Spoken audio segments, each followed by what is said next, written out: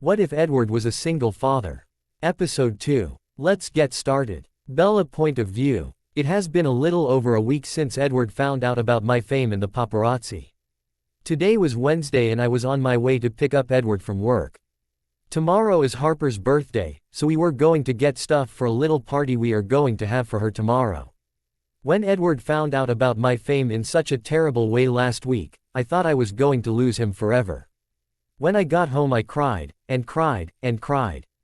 I thought he was going to hate me. I thought he was never going to talk to me and never want to see me again. But I was wrong. When he came to my house, I could tell he was angry, and I thought that it was going to be the end. He surprised me when he forgave me so easily. I felt terrible that I still hurt him though. When he came to me and wrapped me in his arms and forgave me so easily, I thought there was no way I could love him more. He is literally the best person I have ever met. Every day since that day, I have been going over Edward's house at night for dinner. I would stay every night until about midnight. Me and Edward decided that I wouldn't sleep over their house until we talked to the girls about our relationship. We both made sure to not be overly affectionate in front of the girls, but I think they knew what was going on. They were smart little girls. I was developing a good relationship with both of the girls. Harper and I liked to talk about books a lot. But we would also laugh together at Edward and Avery when they bickered with each other.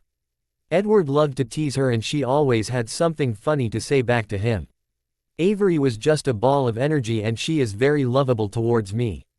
She would give me a hug before she went to bed and told me she loved me. I told her I loved her too because it was true. I loved both those little girls. I pulled up to Edward's current job site. This building looked like it was going to be made into a business or something. Edward was already outside of the building and he was talking to a man. I stared at Edward for a minute and ogled at his sexiness once again.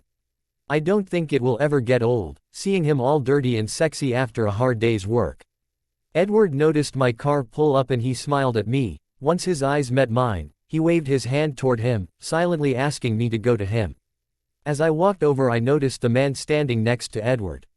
He had a balding head but his hair was a brown color, he was slightly overweight and his smile was kind. I walked beside Edward and he reached his arm out and brought it around my waist.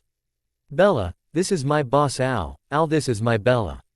"Hey Al, it's nice to meet you," I said while sticking my hand out. He grabbed my hand in his big one and smiled.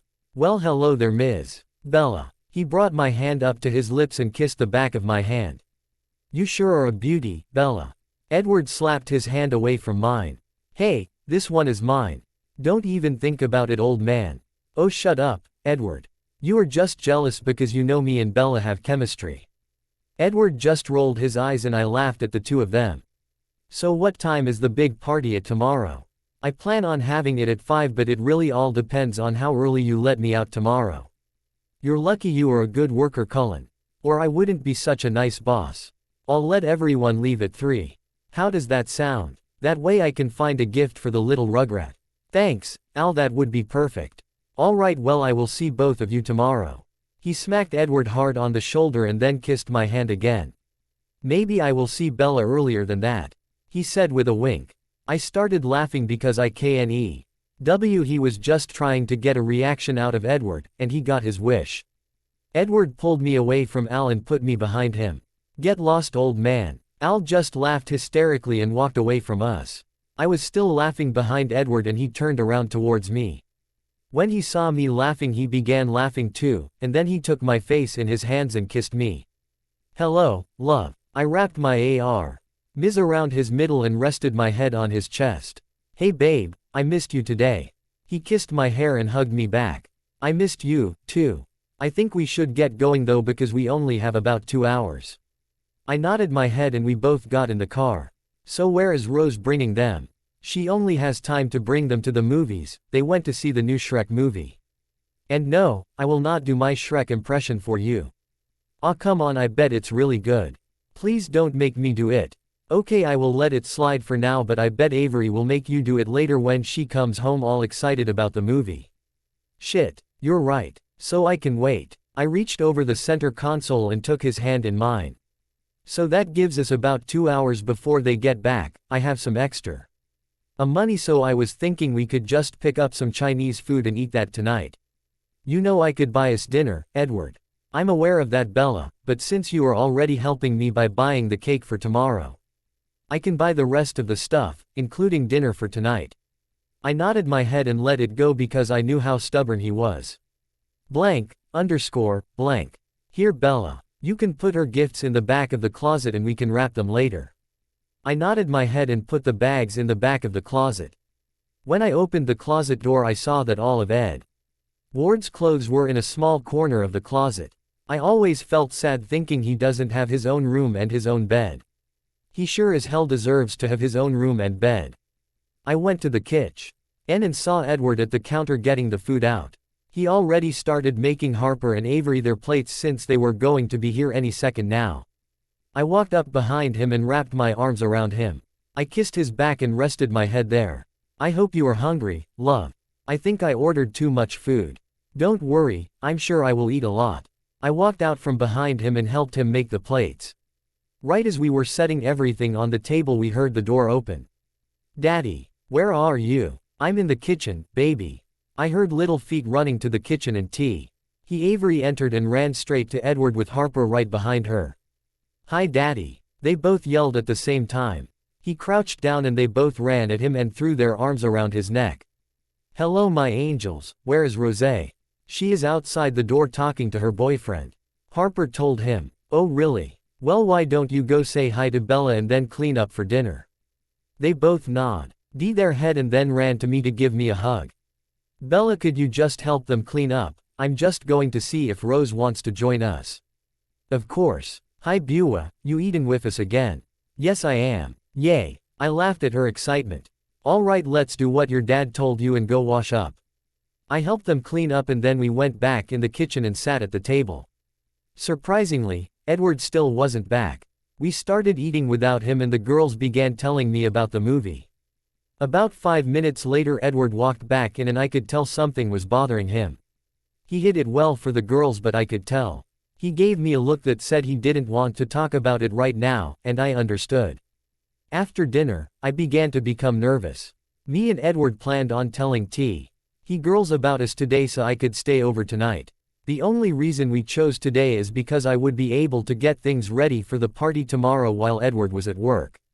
Edward and I were on the floor playing with the girls. Well, more like Edward was and I was just there to laugh at them.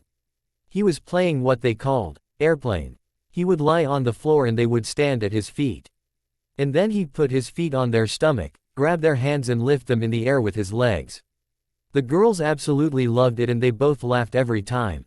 Sometimes Edward would wiggle his toes on their stomach, which made them laugh louder. It was Avery's turn now and Harper was sitting in my lap while we were laughing at them. Daddy, put me down this instant. Let me think about it. He made a face that made it look like he was thinking. Yeah, I don't think so. Well then I'm not your friend anymore. She closed her eyes and she began pouting. You don't mean that, you know I'm still your friend. She just shook her head. Alright, I will let you down, I guess. He lowered her to the ground and then crossed her arms with the pout still in place. Are you mad at me? Yes, I is very mad at you, Daddy. He crawled his way over to her. Oh come on baby, I was just playing around. She just looked away from him. When he got up to her, he lifted her chin so she could look at him. Don't smile. Don't you dare smile, Avery. As he was saying this, her mad face started melting away and you could tell she was trying really hard not to smile. Avery, honey, don't smile.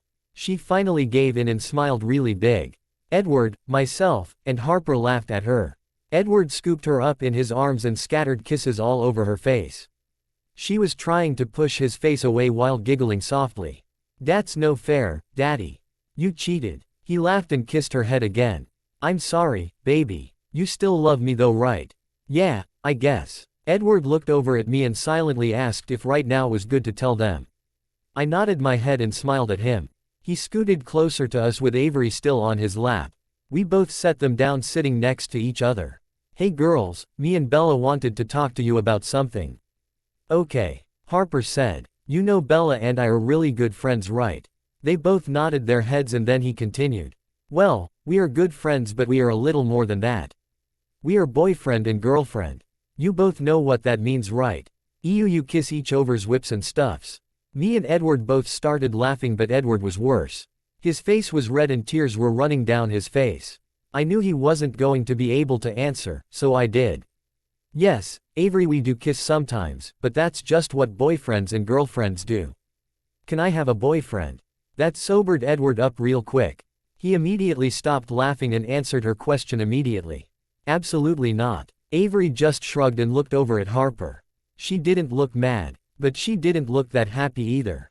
Edward began talking again. So there are going to be days when Bella might Sweetward point of viewer or be here when you guys get out of school. Yay. Sweetward point of viewer with Beulah. We both laughed at her again and Edward grabbed my hand. So this is okay with you guys, right?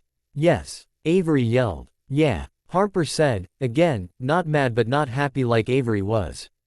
Okay, little Miss Avery Grace, come with me so you can take your bath and Harper will be able to take a shower, it's almost time for bed.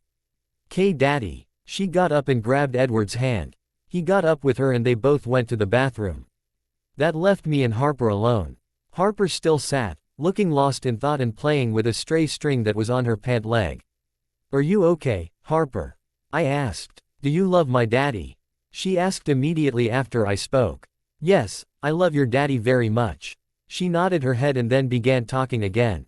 "And do you love me and Avery?" "Of course I do. I love all of you. But are you going to leave us for adult problems?" I was taken aback by her question. "No, I don't ever plan on leaving you guys, I am always going to want to stay." "You promise?" "Yes, of course. Why is something bothering you, honey?" "It's just because my mommy left us for adult problems even though she loved us and I can tell it hurts my daddy and makes him mad." I was confused for a minute but then realized Edward must have had to tell Harper and Avery that their mother loved them but couldn't be in their lives for some reason. It was far better than the truth. "I promise you, Harper, I will never leave you guys, or your daddy." "Good, because if you do I will never like you ever again. My daddy doesn't deserve to be sad like he is when he has to talk about my mommy." "How old is this kid?" "I totally understand." She got up from her spot on the floor and came up to me and hugged me. "Thank you for making my daddy smile more, Bella." I felt a lump in my throat at her words. It was so beautiful, the relationship between Harper and her father. Edward was also close to Avery but she was still really young. Harper was old enough to want to protect Edward like he is always trying to protect both of his girls. I have honestly never seen so much love in a family in my life, and I have seen many families in my lifetime. The bond between these three was unbreakable. I felt honored that I was able to be a part of that and there was no way I was going to ruin it. Blank. Edward was in the girls' room talking with them before they went to bed and I was in living room flipping through the channels. I finally settled on a repeat of Friends when my phone started ringing.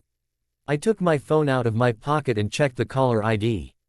"It's my dad. Great. Hello. Isabella, you have some explaining to do." I knew what this was about, Edward. My dad hasn't called me since the whole catastrophe at the school because he was in Japan on business and hasn't gotten a chance to call and yell at me. "What is it, Dad?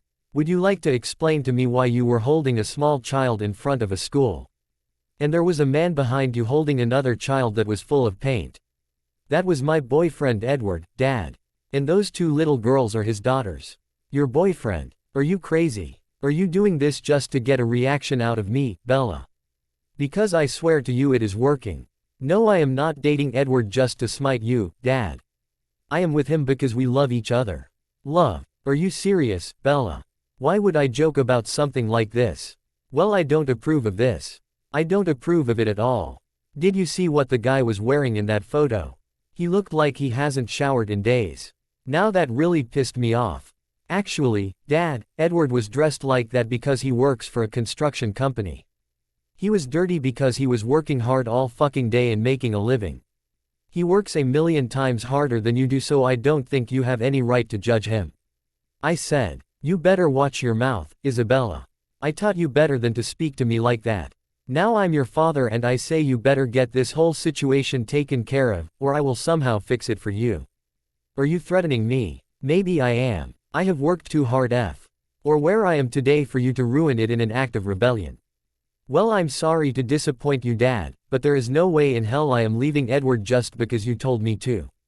In case you didn't notice, I am 25 years old. I am a grown adult and you aren't allowed to make decisions for me. Okay, Bella, that is your decision. If you want to be immature about this, then I will take care of it on my own. Bye, Isabella, he said, then hung up on me. I threw my phone on the other side of the couch and buried my head in my hands and started crying. How can my own father be so cruel to me? Doesn't he want to see me happy? Oh my God. Bella, are you okay, love? Edward practically ran from the hallway and wrapped me in his arms. I clung to him and breathed in his scent. This is where I belong. There is no way I can give something like this up.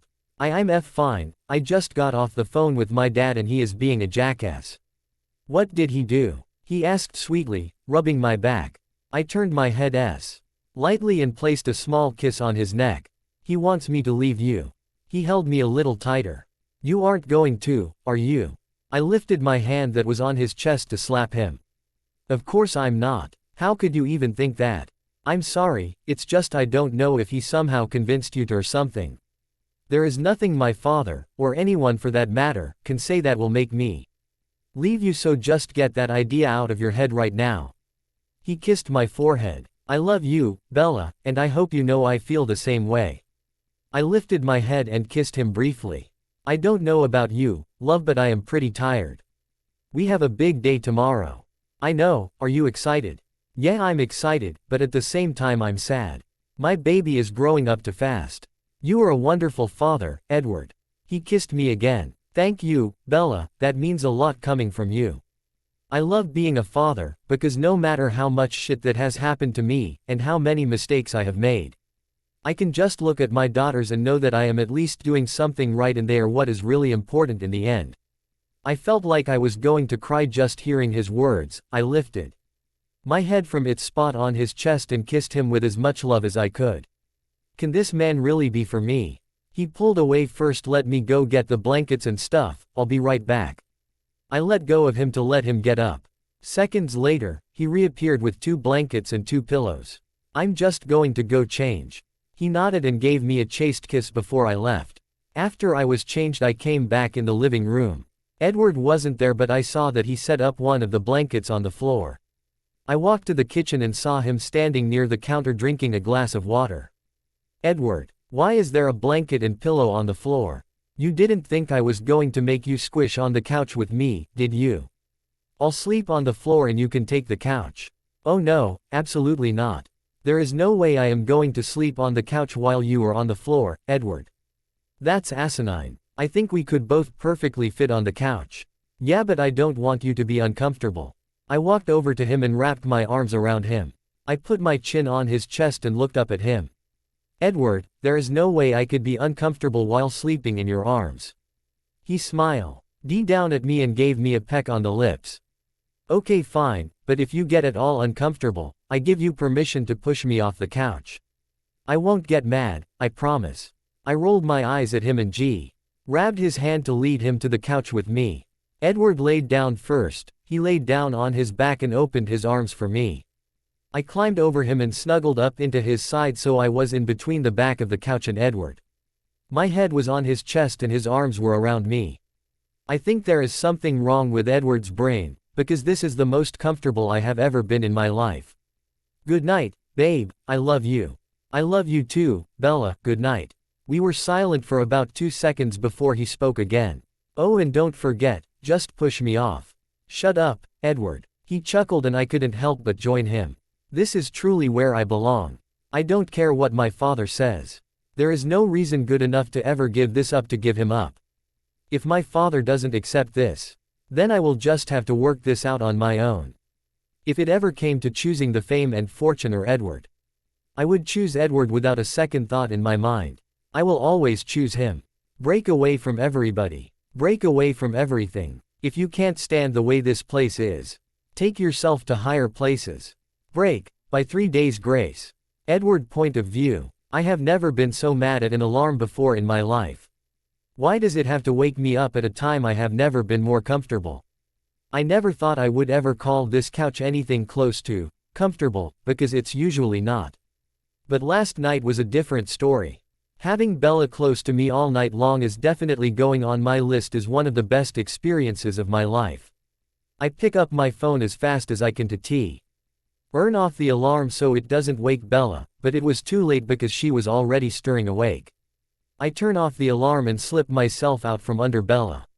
Once I tried to get away, she clutched onto my shirt and whimpered a little bit.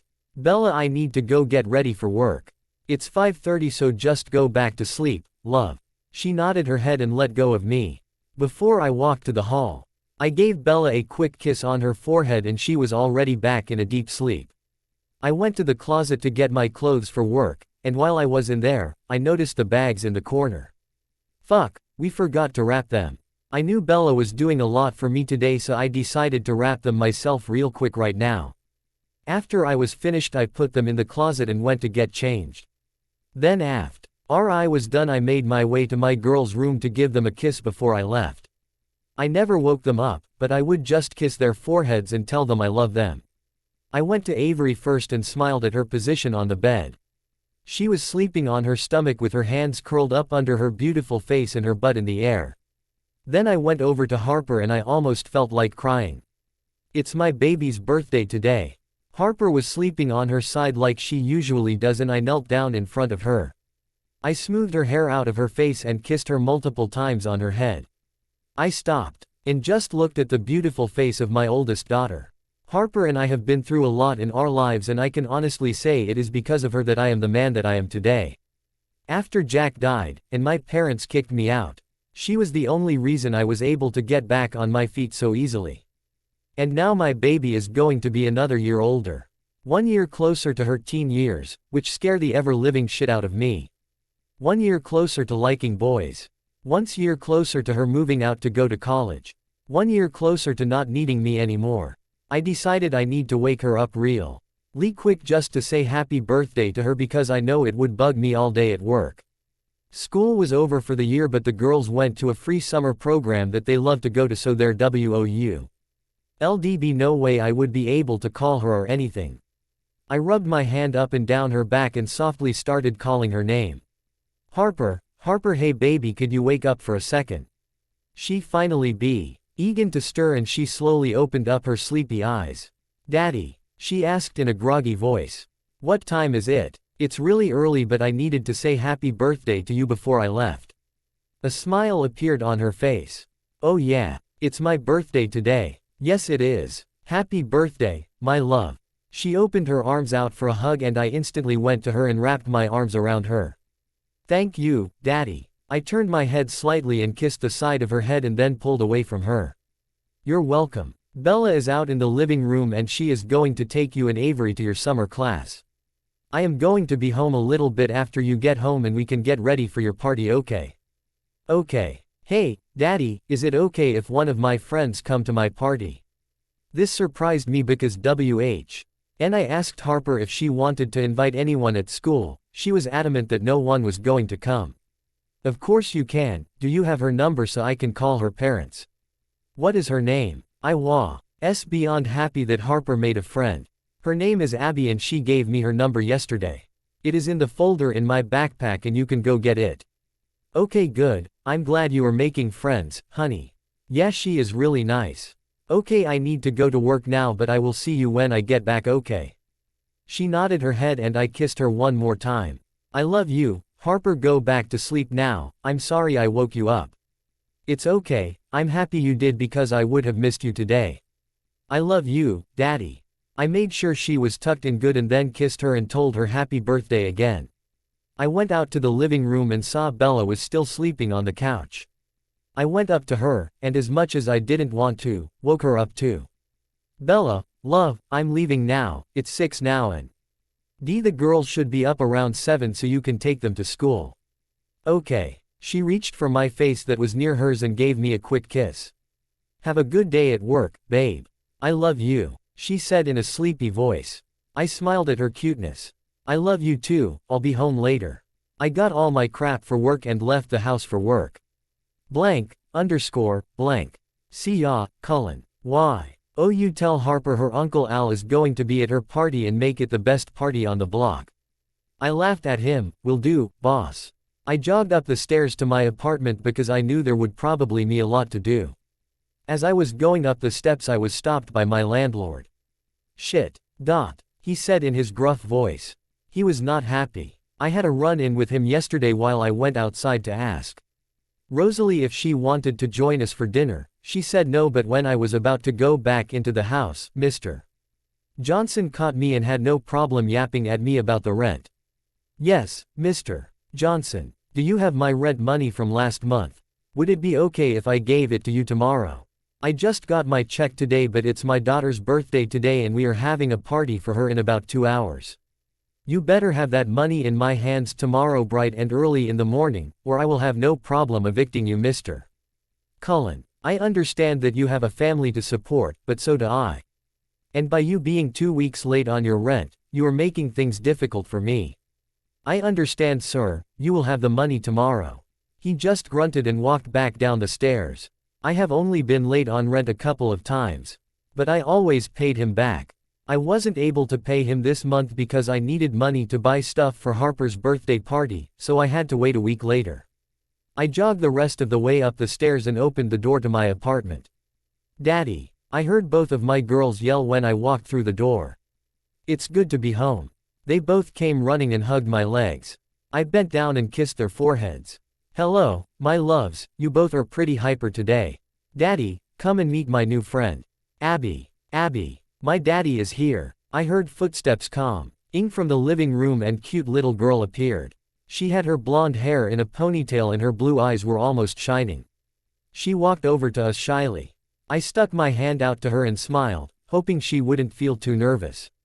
Hello, Abby, my name is Edward, I'm Harper's dad. She lightly shook my hand. Hi, Edward. Thank you for letting me come over. She said in almost a whisper. Of course. You are welcome to come here whenever you want. She smiled slightly and I smiled back. Hey girls, where is Bella?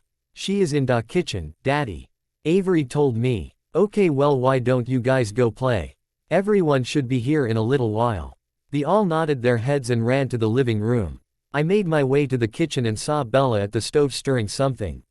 She was wearing a pair of sweatpants and a yellow shirt. I walked up behind her and wrapped my arms around her middle. She jumped and screamed at my touch.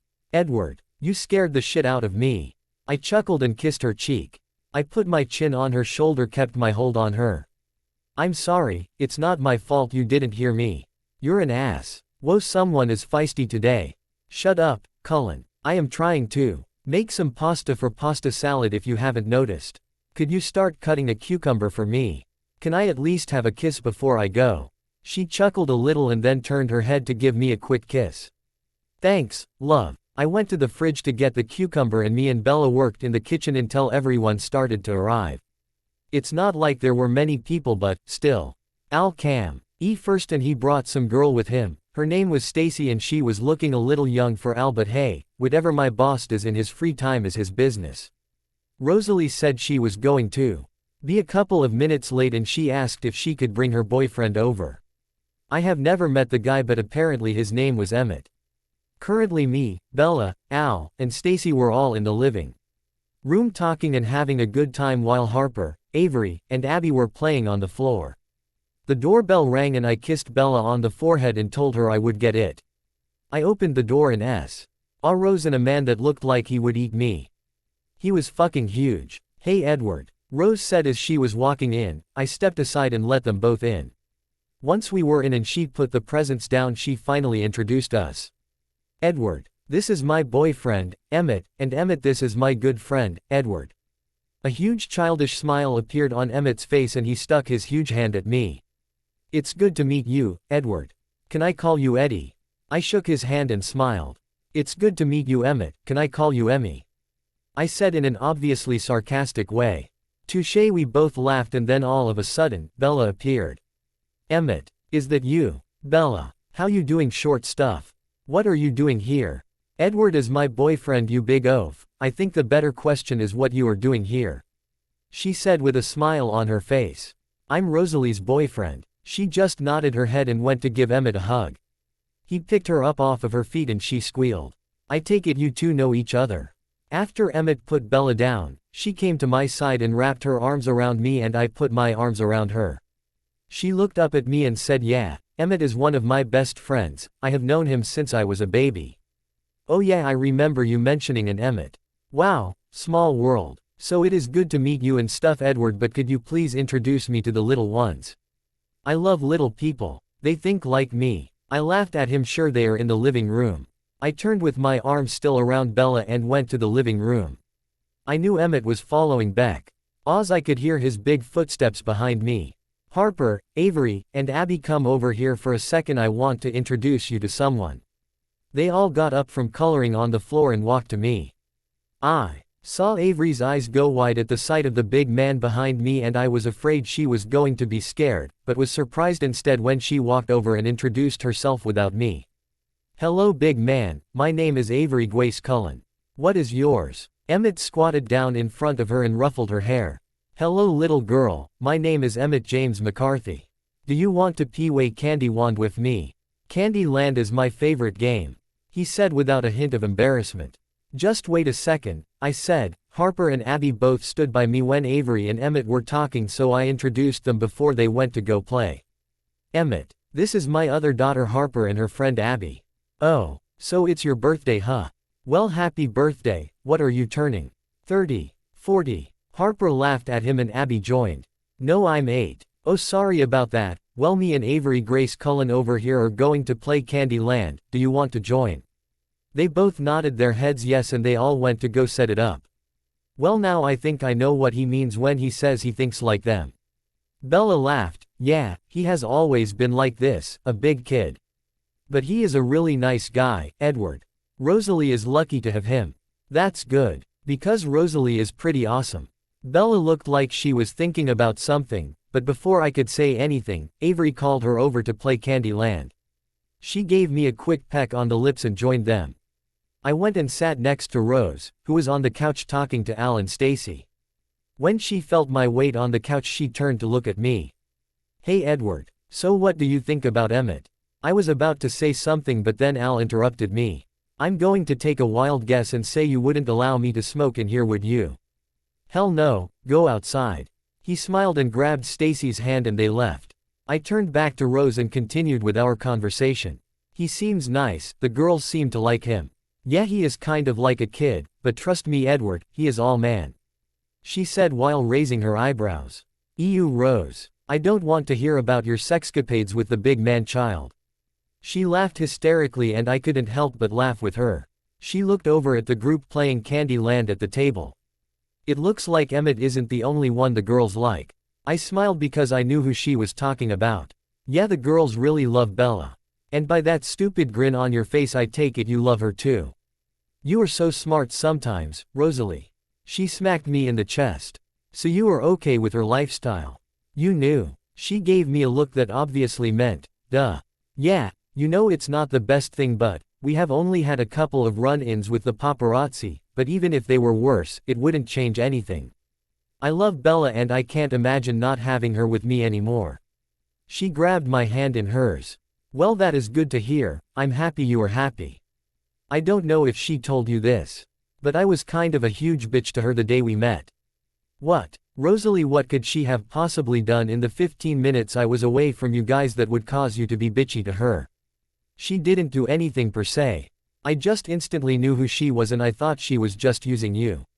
"Using me? For what? My huge money bags? My luxurious apartment? No, not for that stuff. I just didn't know what her intentions were. And I knew she hadn't told you about who she was, so I pretty much told her to fix it or I was going to fix it for her." I put my head in my hands and sighed loudly. "I hope you plan on apologizing to her.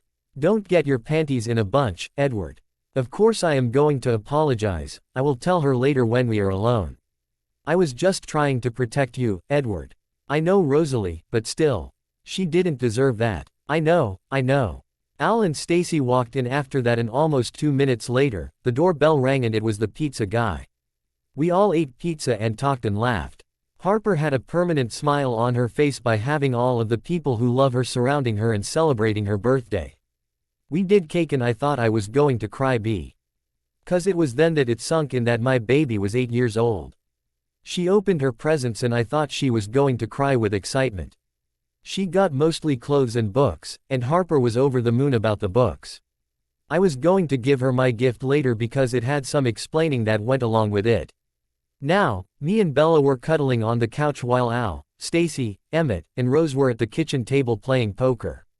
Avery, Harper, and Abby were all in the girls' room playing some game that I didn't really get. I would say this party was a success, wouldn't you? Bella asked. Yes, it was. Thank you for all of your help, Bella, I really appreciated it. It was no problem, Edward, I loved every minute of it because in the end, Harper had a really good birthday. My heart soared at her words. She really does love my little girls. I love you, Bella. I love you, too. I bent my head down to kiss her, but it didn't last that long because Emmett's booming voice interrupted us. Bella, get over here, I want to ask you something. Bella groaned softly and pecked me on the lips before she left. I wasn't sitting alone for long though, because a couple of minutes after Bella left, Harper came running out to the living room. She saw me on the couch and then climbed up into my lap. I wrapped my arms around her and buried my face in her hair. Hi, Daddy. I lifted me head so I could look at her. Hi, my love. Have you had a good birthday? She smiled really big. Yes, it was the best one I have ever had. There has never been this much people at my party before. I know. It's because you have so many people who love you. Thank you, Daddy, for giving me this party. You're welcome, baby, but make sure you thank Bella too because she has helped out a lot today. I will. We stayed there for a couple of minutes, me just holding my daughter in my arms. Hey, I think I can give you your present now. I was going to give it to you later, but since we are alone right now I can. I reached into my pocket for the box and then handed it to her. She unwrapped the paper and then opened the box that was underneath it. She gasped and pulled out the silver charm bracelet with her little hand. Daddy, it's so pretty. Do you know what it is? She shook her head, still looking at it. Well, it is a charm bracelet. You are supposed to put charms on it that represent the things that matter most to you in the world. I already bought a couple for you. There is a ladybug to represent Avery, I said while pointing it out for her to see. And there is a lion to represent me. The lion is known as fierce protectors and they especially protect their young. Then there is a book to represent one of your hobbies, and there is a rose, because the rose is a symbol of beauty, and you, my angel, are more than beautiful. Can you put it on me? I nodded my head and clipped the bracelet around her wrist. After it was on, she turned around in my lap and hugged me tightly around my neck. Thank you, Daddy. You are the best daddy in the whole world. I love you. I love you too, baby. She pulled away and she rested her head back on my chest and just sat with me for a little while. Sitting here with my daughter and thinking about how much she has grown made me think about Jack. He would have been so proud of her and how she is turning out.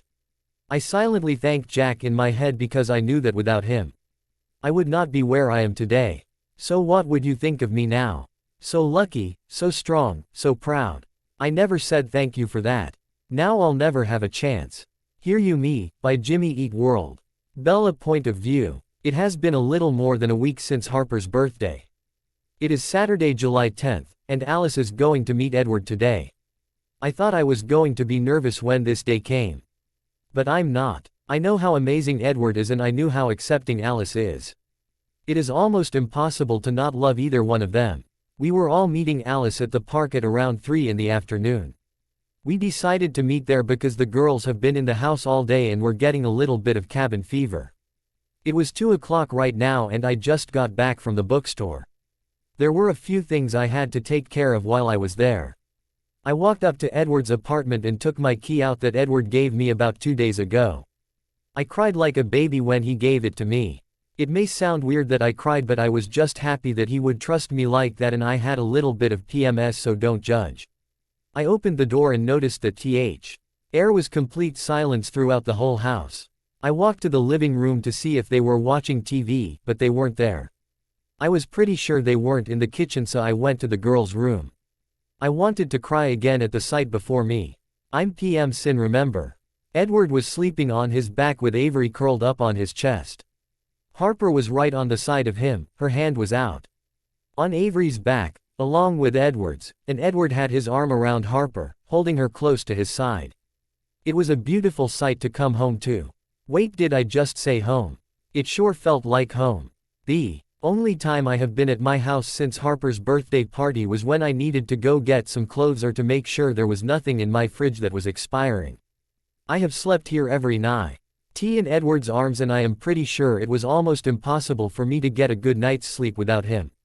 I walked up to the three most important people in my life. I softly kissed both Avery and Harper on the forehead and then went to do the same for Edward. I couldn't help but run my hands through his hair a couple of times and just look at his beautiful face. He looks so peaceful when he is sleeping, and seeing him at peace makes me happy. I bent down and kissed his head, but he started to stir. His bright green eyes opened and landed on me. A small smile formed on his lips and he yawned softly. What time is it, love? I still had my hands in his hair and I kept on running my fingers through it. It's a little after 2 right now. You can go back to sleep if you want, you have time. No, I don't need to go back to sleep. He slid out from under Avery and put her next to Harper. Harper began to stir a little bit, but she went right back to sleep. He kissed them both and grabbed my hand and led me out to the living room. He sat down on the couch and opened his arms for me. I willingly sat next to him and he pulled me in arms. He still looked pretty tired. You know, you could go back to sleep, Edward. He shook his head quickly. No, I'm fine, I am just still recovering from the nap I took. Well, would you like me to wake you up a little bit? I said, trying to be sexy or whatever, but yeah. That didn't work. Edward just smiled and then leaned down to give me a kiss.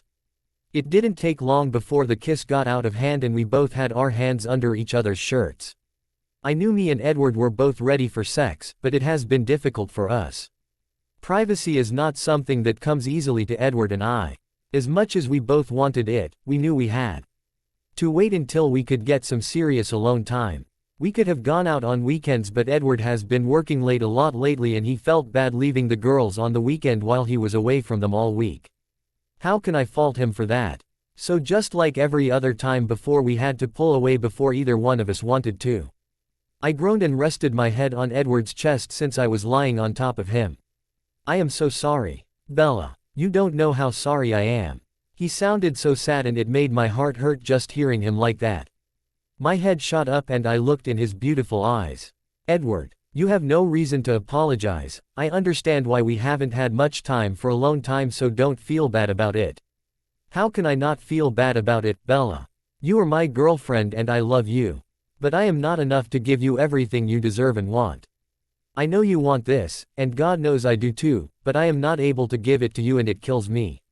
I got up off of his chest and pulled him up so he could sit up. I took both of his hands in mine so I could get his full attention. Edward, look at me. He lifted his face and looked at me in the eyes. First of all, don't ever say you are not enough for me, because that is just a stupid thing to say. And second of all, stop beating yourself up over this, babe. Of course I want to make love to you, Edward, because I love you with all my heart. But it is not something that is essential. I don't necessarily need to have sex with you, Edward. What I need is you, and as far as I know, I have you, so there is no reason for you to feel bad at all. He nodded his head and smiled. I love you, Bella. I leaned over and kissed him. I love you, too. I went back to snuggling to his side and I played with his hands. So how are you feeling about meeting Alice today? I feel like I am going to shit my pants. I busted out laughing at his words and I tried to stop myself so I wouldn't wake the girls. I'm serious, Bella, I'm really nervous. I tried to recover quickly. Why would you be nervous, Edward? It's just Alice. Why wouldn't I be nervous, Bella? She is your best friend. If she doesn't like me, then what would that make you think? What if she convinces you that I am nowhere near good enough for you? What if? I stopped him by putting my hand over his mouth. The guy could ramble on for days when he is nervous. Edward, you need to calm down. I am almost 100% sure that Alice is going to absolutely love you. She is a very accepting person. It takes a lot for her not to like someone. Well, I hope you are right. I am right, Edward. Stop worrying so much. You will go prematurely gray, and I quick like your hair color, thank you. I said while ruffling his soft hair in my hands. So you wouldn't love me if I had gray hair? Babe, I would love you if you had no hair, an extra nose, and webbed feet. Whoa, you must really love me then. Well, wouldn't you feel the same? He tilted his head and pursed his lips and acted like he was thinking about it. I slapped him hard on his chest. Jerk. He laughed and pulled me closer to him. Of course I would still love you, you silly girl. I kissed him lightly on the lips a couple of times, and then we were interrupted when we heard the girl's door open. Harper emerged from the hallway, rubbing her eyes and still looking sleepy.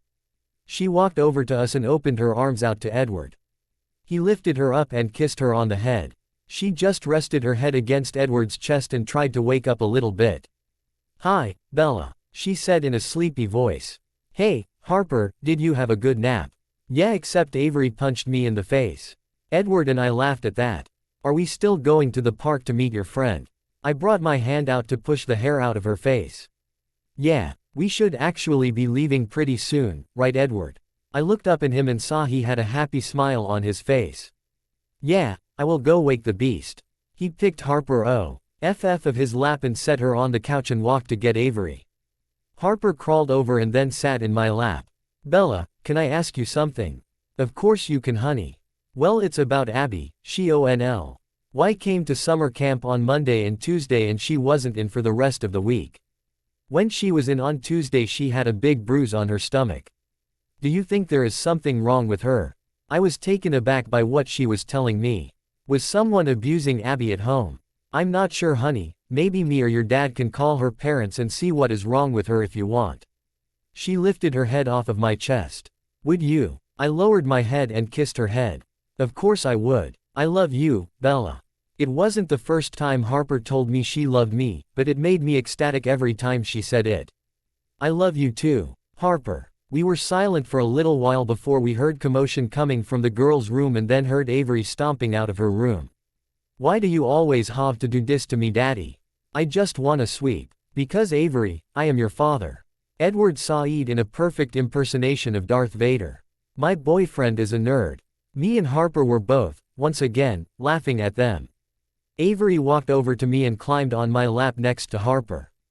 "Why is my daddy so weird, Bella?" "I don't know, Avery, I think it is because he is a boy." Both girls giggled and Edward made a fake, annoyed face. "Oh, here we go again with the boy discrimination. Well, this boy will be out in the car if any of the girls would like to join me at the park." He walked out of the door dramatically and we all laughed at him again. The girls and I followed out after Edward and then we made our way to the park. When we got there I could see Alice was already there waiting for us. She was sitting down on a bench while on her phone. She had on a neon green blouse with her work pants still on. As we made our way towards her I called out her name. She immediately turned her head and I saw the huge sunglasses she had on and she smiled at us. She got up off of the bench and she didn't have to walk far because we were already right behind her. "Bella," she said in a high voice. She walked up to me and gave me a hug. "Hi, Alice," I said after I pulled away. I turned around and saw that Edward was holding Avery in his arms and holding Harper's hand looking scared as shit. "Alice, this is Edward. And these are his daughters, Avery and Harper," I said while pointing each of them out. Edward put Avery down and she walked over to me and grabbed my hand. Edward stepped forward and put his hand out to Alice. Hi, Alice. It's nice to meet you." Alice stared at his hand for a moment and I thought Edward was going to throw up if she didn't shake his hand. "Take his damn hand, Alice." She surprised us both though when she threw her arms around his neck and hugged him tightly. "Hi, Edward. It is so good to meet you. It is nice to meet the person that Bella is so in love with." EDW. Art hugged her back and laughed a laugh of relief. Alice pulled herself away from him and turned to the girls. "And look at you, you beautiful little girls. I'm Alice, but you can call me Auntie Alice." Avery seemed extremely happy about that one. "Wheelie," she practically squeaked while looking at Edward for confirmation. He smiled and nodded his head at her. "Oh my God, I have an auntie," she screamed while running at Alice. She wrapped her arms around Alice's waist and Alice laughed happily at her. Harper also looked happy to have an aunt and ran at her too. Alice hugged them both and then pulled away. "Hey, why don't you girls go play for now? Me and Bella and your dad are probably going to be really boring to you guys right now." They both nodded and looked to Edward for permission. "Go ahead, Just stay where I can see you," he said. They both nodded and ran off to the playground. I walked over to Edward and grabbed his hand and led him to the bench. Alice followed and Edward sat in the middle of us. "So Edward, what do you do for a living?" Edward looked nervous again and I squeezed his hand and ran soothing circles on the back of his hand. He really is going to go prematurely gray. "Oh, I work for a construction company." "No shit," Alice practically yelled. "That is so cool." "Yeah, I guess so," he said while laughing nervously. "All right, well, what are your intentions with my best friend?" Edward immediately tensed up. "Alice, you do not have to answer that question, babe." Alice smiled at me and then started laughing. She placed a hand on Edward's shoulder. "I was just kidding, Edward. You just look like you are going to throw up all over my designer shirt. Just relax. This isn't an interrogation, I just want to get to know you better." Edward visibly relaxed. After that and they continued talking to each other for about a half an hour. I gave my input a couple of times, but mostly I just watched. It made me insanely happy to see my best friend and my boyfriend getting along so well. They were both making each other laugh as they shared stories and talked like they were old good friends. They were soon interrupted by Harper and Avery. "Daddy, can you come pee way with us please?" Avery asked in her cute little voice. "Yeah, Daddy please," Harper added. I knew there was no way Edward was going to say no, and I was right. He told us he would be back after. After giving me a quick peck on the lips, he went running off with the girls. I looked out after them and was pulled out of my daze by Alice sniffling. I looked over and saw that she was crying. "Alice, what is wrong with you?" She scooted closer to me and hugged my side. "I'm just so happy for you, Bella. He is absolutely perfect for you. I can tell how much the both of you love each other and it just makes me so happy." "I know. He really is perfect for me. And he is fucking hot, Bella." I burst out laughing at her bluntness. "I know, isn't he?" She laughed along with me. "Yeah, I don't mean to ruin the moment. But what does your mom and dad think of him?" "Honestly, I haven't even told my mom yet because well she hasn't even called me in about 3 months, and my dad was furious and pretty much told me to leave him." "I hope you told him off." "Of course I did, Alice. There is no way I am going to be away from Edward and those girls. I can't imagine living without them anymore." "Oh, stop talking like that. You are going to make me cry again." I laughed at her. "Yeah, but I am a little scared though, Alice. My father told me on the phone that if I didn't do anything about the situation with Edward, that he would do something." "Oh, don't worry about that, Bella. Your father is all talk and no action when it comes to stuff like that." "Yeah, I guess so." The truth was, I don't know what my father had up his sleeve or what he was capable of, but I was pretty sure he would do what he needed to make us look better. I was prepared though, there was nothing he could do that would tear me and Edward apart. Me and Alice were silent for a little while and we looked out at Edward who was playing with the girls. He looked huge inside of the small plaything but he looked like he was having the time of his life. He went down the slide by himself first and then he waited at the bottom for the girls. Harper went down first and he caught her at the bottom and then tossed her in the air. Her beautiful laugh was heard throughout the park and he did the same for Avery. "Is he always like this?" Alice asked quietly at my side. "What do you mean?" "I mean, is he always so happy to play with his girls like that?" "Yeah, he is," I said with a smile on my face. "Wow, you don't really see that very often." "Well, at least I know my dad never wanted to play with me." "I know, their bond is unlike anything I have ever seen before. They are all each other has had for so long, so it makes sense that they are this close.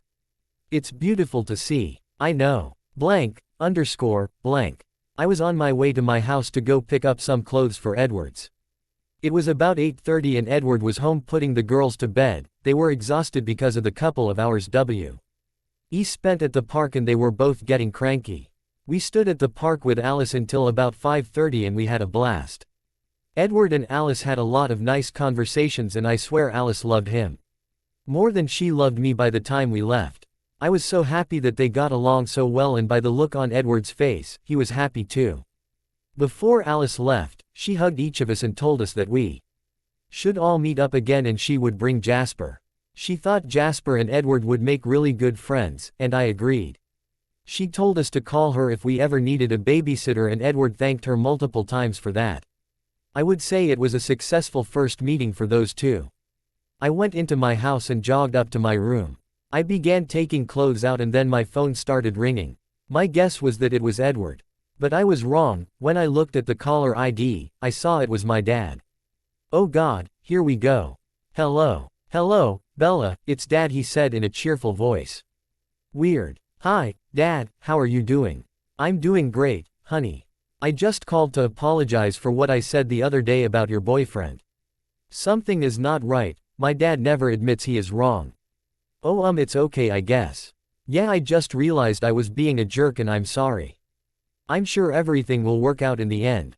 I felt like there was more meaning to his statement, but I couldn't wrap my head around it. No, it's okay, Dad. Just know that I am happy with Edward. Oh, I'm sure you are, Bells.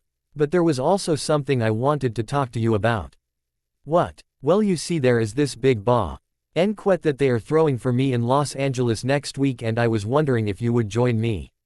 It is a pretty big deal and I would like for everyone in my family to be there. How long would I have to be gone? Oh, I would say probably 3 to 4 days. Before the banquet there is big conference that you could come to and then after the banquet there is a big party for the launch of the new software. It would mean a lot if you would come with me. It almost made me want to throw up thinking about being so far away from Edward and the girls for that long, but I knew I didn't really have a choice. Even though I was mad at my father only a couple of minutes ago, it still meant something that he was at least going to try and accept Edward and I's relationship. Okay, Dad, sounds good. Why do I feel like I just made a mistake? There's nothing left to say. But so much left that I don't know. We never had a choice. This world is too much noise. It takes me under. It takes me under once again. Savior, by Rise Against. Edward point of view. I really wicked Auntie Weiss, Daddy. Avery told me from my left side. I know I liked her too, you know she said she would babysit you guys sometimes. Oh, Daddy, I would WUV dat. Wouldn't you WUV dat, Harper? I looked to my right at Harper and saw that she was almost asleep. Oh yeah, that would be great, she said and then closed her eyes again. I chuckled quietly. All right, I think it is time for you two to go to sleep. Harper nodded her head vehemently and I laughed again, she must really be tired. I got up from in between them and then put Avery in her bed. I tucked the covers around her tightly and gave her a kiss. Good night, baby, I love you. She put her little hands on my face and rubbed my cheeks. I WUV you too, Daddy. She too. K her hands from my cheeks and then snuggled up under the covers. I walked over to Harper to say goodnight, but I saw that she was already in a deep sleep. I smiled down at her and brought the covers U.P. more and whispered to her that I loved her. I made my way out to the living room to wait for Bella. While I was waiting, I decided I could read some more of Brave New World. This story is nuts, the situations are very extreme. But it really gets you thinking about society and where it is going in the future. I was already almost done with the 6th chapter when Bella walked in.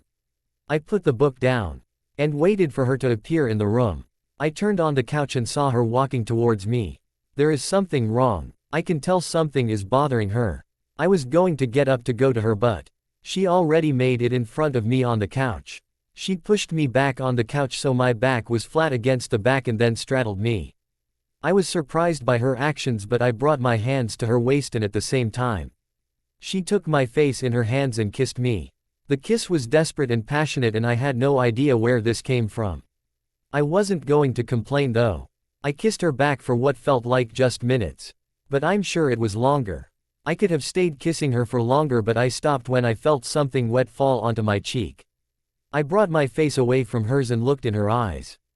Bella, why are you crying? I asked in a hushed yell.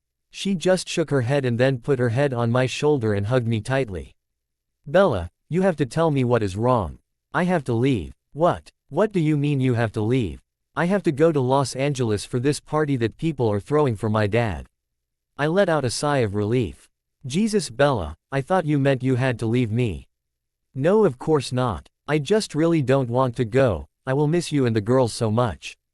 How long will you be gone? When do you leave? I am leaving early Monday morning and I will be back late on Thursday. Holy shit, that is a long time. Well, I guess it's not really that long, but it is when you are away from someone you love. I wish I could go with you, love. You know, if I could I would, right? She kissed my cheek. Of course I know you would do that for me, Edward, but I understand and I guess I will just have to deal with it. It is pretty obvious that I will miss you too, Bella. But we can talk on the phone every day. I know, it won't be the same though. And it doesn't help that I am not a fan of parties. It will all be okay, love. It is just a small trip. What is the worst that can happen? Blank. So the girls must have been happy that you brought them to their summer class this morning. Bella said through the phone. It was 10 in the morning here and about 7 in the morning in LA. It was Wednesday and me and Bella kept our promise that we would talk to each other every day on the phone. Oh yeah, they were. And I like being able to bringing them. Babe, I don't want to go to this launch party tonight. I know you don't, but you gotta do what you gotta do. I know. So have the paparazzi been bothering you? I knew why she was asking this. She was asking this because when I was walking her into Logan Airport, we were surrounded by paparazzi. It made it difficult to even walk to the entrance without tripping. They were all yelling and asking questions and it was all just very annoying. No, not really, there was a couple when I stopped at the grocery store on yesterday, other than that it hasn't been too bad. I'm sorry, babe. They are getting crazier now because of this new software. You have no reason to apologize. It's just because I know they can be overly annoying. Well sure they are, but if things ever get out of hand, I will just bust out my ninja moves and they won't even know what hit them. She started laughing on the other end and I smiled hearing it. I really missed her. I miss you so much, babe. She said while still trying to stop laughing. I miss you too, but all you have to do today is get through this party tonight and then we will see each other tomorrow. Yeah, I guess you were right. Well, I guess I have to go because it takes a long time to get ready for these things. Tell the girls I love and miss them. Alright, bye Bella, I love you. I love you, too. Bye. I hung up the phone and stared at it for a minute just thinking to myself, you will see her tomorrow, you will see her tomorrow. I put the phone down and made my way to the kitchen so I could do some serious cleaning. We were in between jobs right now at work, so no one had to go in today because there was nothing to do. So I decided to use this free time to do some cleaning. I was in the middle of scrubbing the fridge when I heard a knock at my door. That is weird, no one ever comes over here at this time. I got up from my spot on the floor and grabbed a dish towel off of the counter to dry my hands. As I was making my way to the door, the person began knocking again and made it louder. I'm coming. I unlocked the door and opened it and was surprised at what I saw. There were two men with some very fancy black suits on and sunglasses. One of them was holding a briefcase and I was curious as to what these guys were doing here. Can I help you? I asked, sounding almost like a little kid. Are you Edward A. Cullen? The blonde one without the briefcase asked. Yes, that is me. Why, is there something wrong? Can we come in, sir? Should I let them in? Hell yes, you should let them in. These guys are huge, they will squash you. Sure. I opened the door more for them and they walked right in and started looking at the pictures on the walls. I was beginning to get creeped out, but I shut the door and waited. Are these your daughters? Yeah. Why would he want to know that? I am going to take a guess and say that you love your daughters. Am I right, Mr. Cullen? I felt my blood start to boil and I did not like this at all. Yes. Well, that is good then, this will be a quick and easy meeting. What do you mean? Who are you? I could feel my breathing pick up and I could feel the hair rise on my arms. You don't need to know our names or who we are, Mr. Cullen. All you need to know is that we are here on behalf of Mr. Charlie Swan, Bella's dad. What would he want from me? My voice was shaking and I knew it, but I couldn't help it. Now, there is no need to be afraid, Mr. Cullen, we have no desire to hurt you. We are here simply to make you an offer. If you do not accept our offer, then we will leave, but I can assure you it will not be the last time you hear from Mr. Swan. What the hell is this about? We understand that you have a rather close relationship with Charlie's daughter, Isabella. Am I correct? I just nodded my head. Well, you see, that is what Mr. Swan is not too happy about. He wants you gone. Well, that is not going to happen, I said in a voice that was stronger than before. There was no way in hell I would leave Bella. Yes, he knew you would say that, so he has decided to offer you an alternative. The guy who was talking nodded his head to the guy with black hair that was holding the briefcase. The man with the briefcase lifted it up and opened it in front of me. Holy shit, that is $5 million in cash, Mr. Cullen. That is a lot of money, isn't it? I am pretty sure this could get you out of this piece of shit apartment by tomorrow. I am sure this money can pay for your children to go to the best schools that Boston has to offer. This money could change your life, Mr. Cullen. I just stared at him while he was talking. I knew he wasn't just going to give this to me right now and leave. I knew what I had to do if I was going to take this money. Again, no way in hell. So the choice is yours, Mr.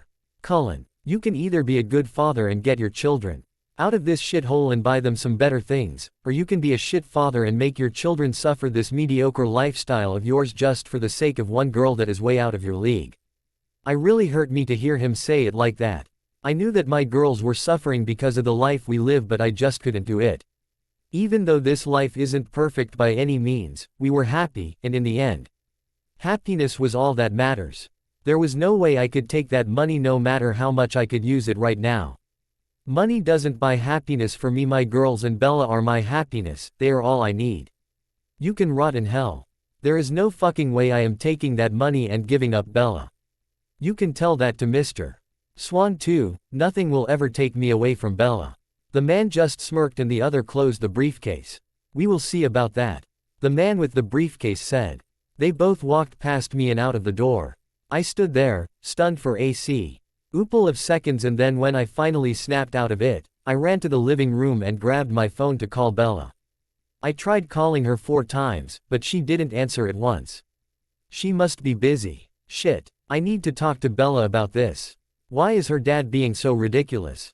I tried to get what just happened out of my mind and continue cleaning, but it was difficult. I spent the next couple of hours just cleaning with my mind racing. I cannot believe that just happened, I really can't. When I was finished cleaning the living room, I tried calling Bella again, but she still didn't answer. I looked at the clock and noticed I needed to go pick up the girls.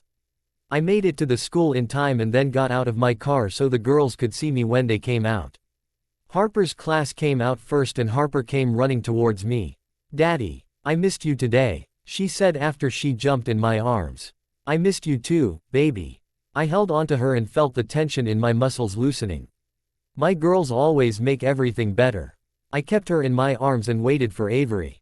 About 2 minutes after Harper came out, Avery did. I saw that her summer camp instructor, Ms. Hodge, was holding her hand. Avenue. Marie was looking around and her eyes finally landed on me. When she saw me, she smiled and then tugged on the teacher's hand and pointed at me. Ms. Hodge looked at me and nodded her head but didn't let Avery go. I was getting a little aggravated that this lady was pretty much holding my daughter hostage, so I took Harper's hand and made my way towards them. Excuse me, I'm Avery's father and I would like it if we went home." She let go of Avery when I got there but then turned towards me. "If you don't mind, Mr. Cullen, I would like to speak with you for just a couple of minutes." "Why, is there something wrong?" She looked down at the girls and then back at me. "Why don't we take this inside? It will only be a moment, I promise you." I nodded my head because I really didn't have a reason not to. Even though I was still pissed about everything that happened before, there is no need to blow up at this lady. She led us back into the school and brought us to her classroom. There was another woman in there and Ms. Hodge asked if she would watch the girls while we stepped outside. Once we were both outside alone, I waited for her to start. "I thought I should talk to you about Avery, Mr. Cullen." "What about her?" "I just thought I would voice some concerns that I have for her." "Concerns? What kind of concerns? Has she been acting up in class?" No, that is not it at all. She is very well behaved. And a lovely little girl." "Then what is it?" "It is about her learning abilities, Mr. Cullen. I have wanted to talk to you about this for a while now, but you are usually not the son who picks her up, and this is not something to talk over the phone about. What is wrong with her learning abilities? What the fuck is this chick saying? Avery is perfectly fine." "Well, you see, Mr. Cullen, this summer program is pretty much like a day in class but more relaxed and fun. So I do teach the children things that they should already know at this point in their development, and Avery is far behind all of the others." "So are you calling my daughter stupid?" This lady is really pissing me off. Those words did not come out of my mouth. All I am trying to tell you is that I think you should think about maybe putting her in a special education class. Are you kidding me? Mr. Cullen, have you not noticed your daughter's speech is a little different? She is 3 years old. Of course she doesn't pronounce everything perfectly, she is just a little girl. My voice was getting louder as I got madder. This is not the day to be talking to me about this. Maybe that is true, but that isn't the only problem. All of the kids in class know how to count to at least 10, and sometimes Avery can get it, but only if we help her. We have been working on trying to get her to write her name, but she is not getting it at all. These are things children her age should be able to do. And alright, I have heard enough of this. Did you ever think that the fault is not in my daughter but in the way you teach it? This is all bullshit. Mr. Cullen, I would advise you to listen to me. I know this must be hard to hear about, but it is the truth. You don't have to put her in a special educatee on class right away because this is only a summer class, but if I were you, I would go and check with your doctor and see what he says. I am only asking you to consider it. Whatever. Was all I sue. LD get out because I was just so pissed off right now. This morning while I was on the phone with Bella I was frustrated because I missed her and wanted her with me. Then these two assholes with $5 million come into my home and try and make me leave Bella. And now, I have this teacher telling me my daughter is behind in her class and may need special education. Could this day get any worse? I walked back into the classroom and got my girls. Once we got to the car I buckled the girls in and they were both really quiet. I think they could tell I was upset. When we got home I tried calling Bella again but she still didn't answer. Now I am just getting worried. I pushed aside all my worry and anger for a while to just be with my daughters. We watched movies, played about 7 games of Candyland, and made grilled cheese sandwiches together for dinner. Through all this time I kept my phone near me and tried to call Bella numerous times, but still no answer. I wish that I knew someone else who was there with her so I could call them, but I didn't know anyone, and I think I was going to lose my mind with worry. Alright girls, let's go lay down for bed, shall we? They both nodded their heads and we assumed our position on Harper's bed. So do you guys want me to read anything tonight? No, I just want to talk for today. Harper said. Yeah daddy, let's you talk. Okay then, what did you guys do today? Well I was happy because Abby came to school today. Harper told me. Really? And did she tell you why she was absent? She had a big bruise on her eye, but she just told me she fell down that stairs. She is always very clumsy. I was expecting that answer because that was what Abby's father told me on the phone. I called him the day after she told Bella about it. I didn't like the way her father sounded over the phone. He sounded like he was drunk and he pretty much laughed at me when I said I was concerned about Abby. Maybe she had her socks on and slipped down the stairs. Avery said. I smiled at her because she was just too precious. How can anyone say she is even short of perfect? Yeah maybe, but she said she would like to come over again soon, can she daddy? Sure baby. Maybe she can come over for the day on Saturday. Yes, that would be so much fun. I smiled at Harper as well because she was just as precious. So Avery, what did you do today? Well we were weighing a coloring game and my team lost. Oh I'm sorry to hear that baby. Yeah, we said it was my foul though, cause I didn't get one white. I held on tighter to Avery and felt a lump in my throat. I'm sure it wasn't your fault, you were playing as a team. I know, it's okay, ITWIED my bestest. I bent down to kiss her head. Good, baby. So are you guys ready to sleep now? The both nodded their heads and then I brought Avery over to her bed and said goodnight to both of them. I walked back out to the living room and tried calling Bella again. After she didn't answer again, I began worrying even more. Think Edward. What can you do? Then I remembered that I had Alice's number and maybe she would know the number of someone who was there. I searched through my phone and found her number right away because her name starts with an A. The phone rang twice before a male voice answered. Hello, he said in a laid-back tone. Hi I was looking for Alice. Do I have the wrong number? No, this is Alice's phone but please tell me why there is a guy calling my girlfriend's phone. He asked in a voice that was slightly mad. Oh no, this isn't anything like that, I'm Edward, Bella's boyfriend. I heard him sigh on the other end. Oh, I'm sorry, I'm sure you understand why I got upset. Of course, and I am guessing you are Jasper and it is good talkin'. Gee to you, but I really need to talk to Alice.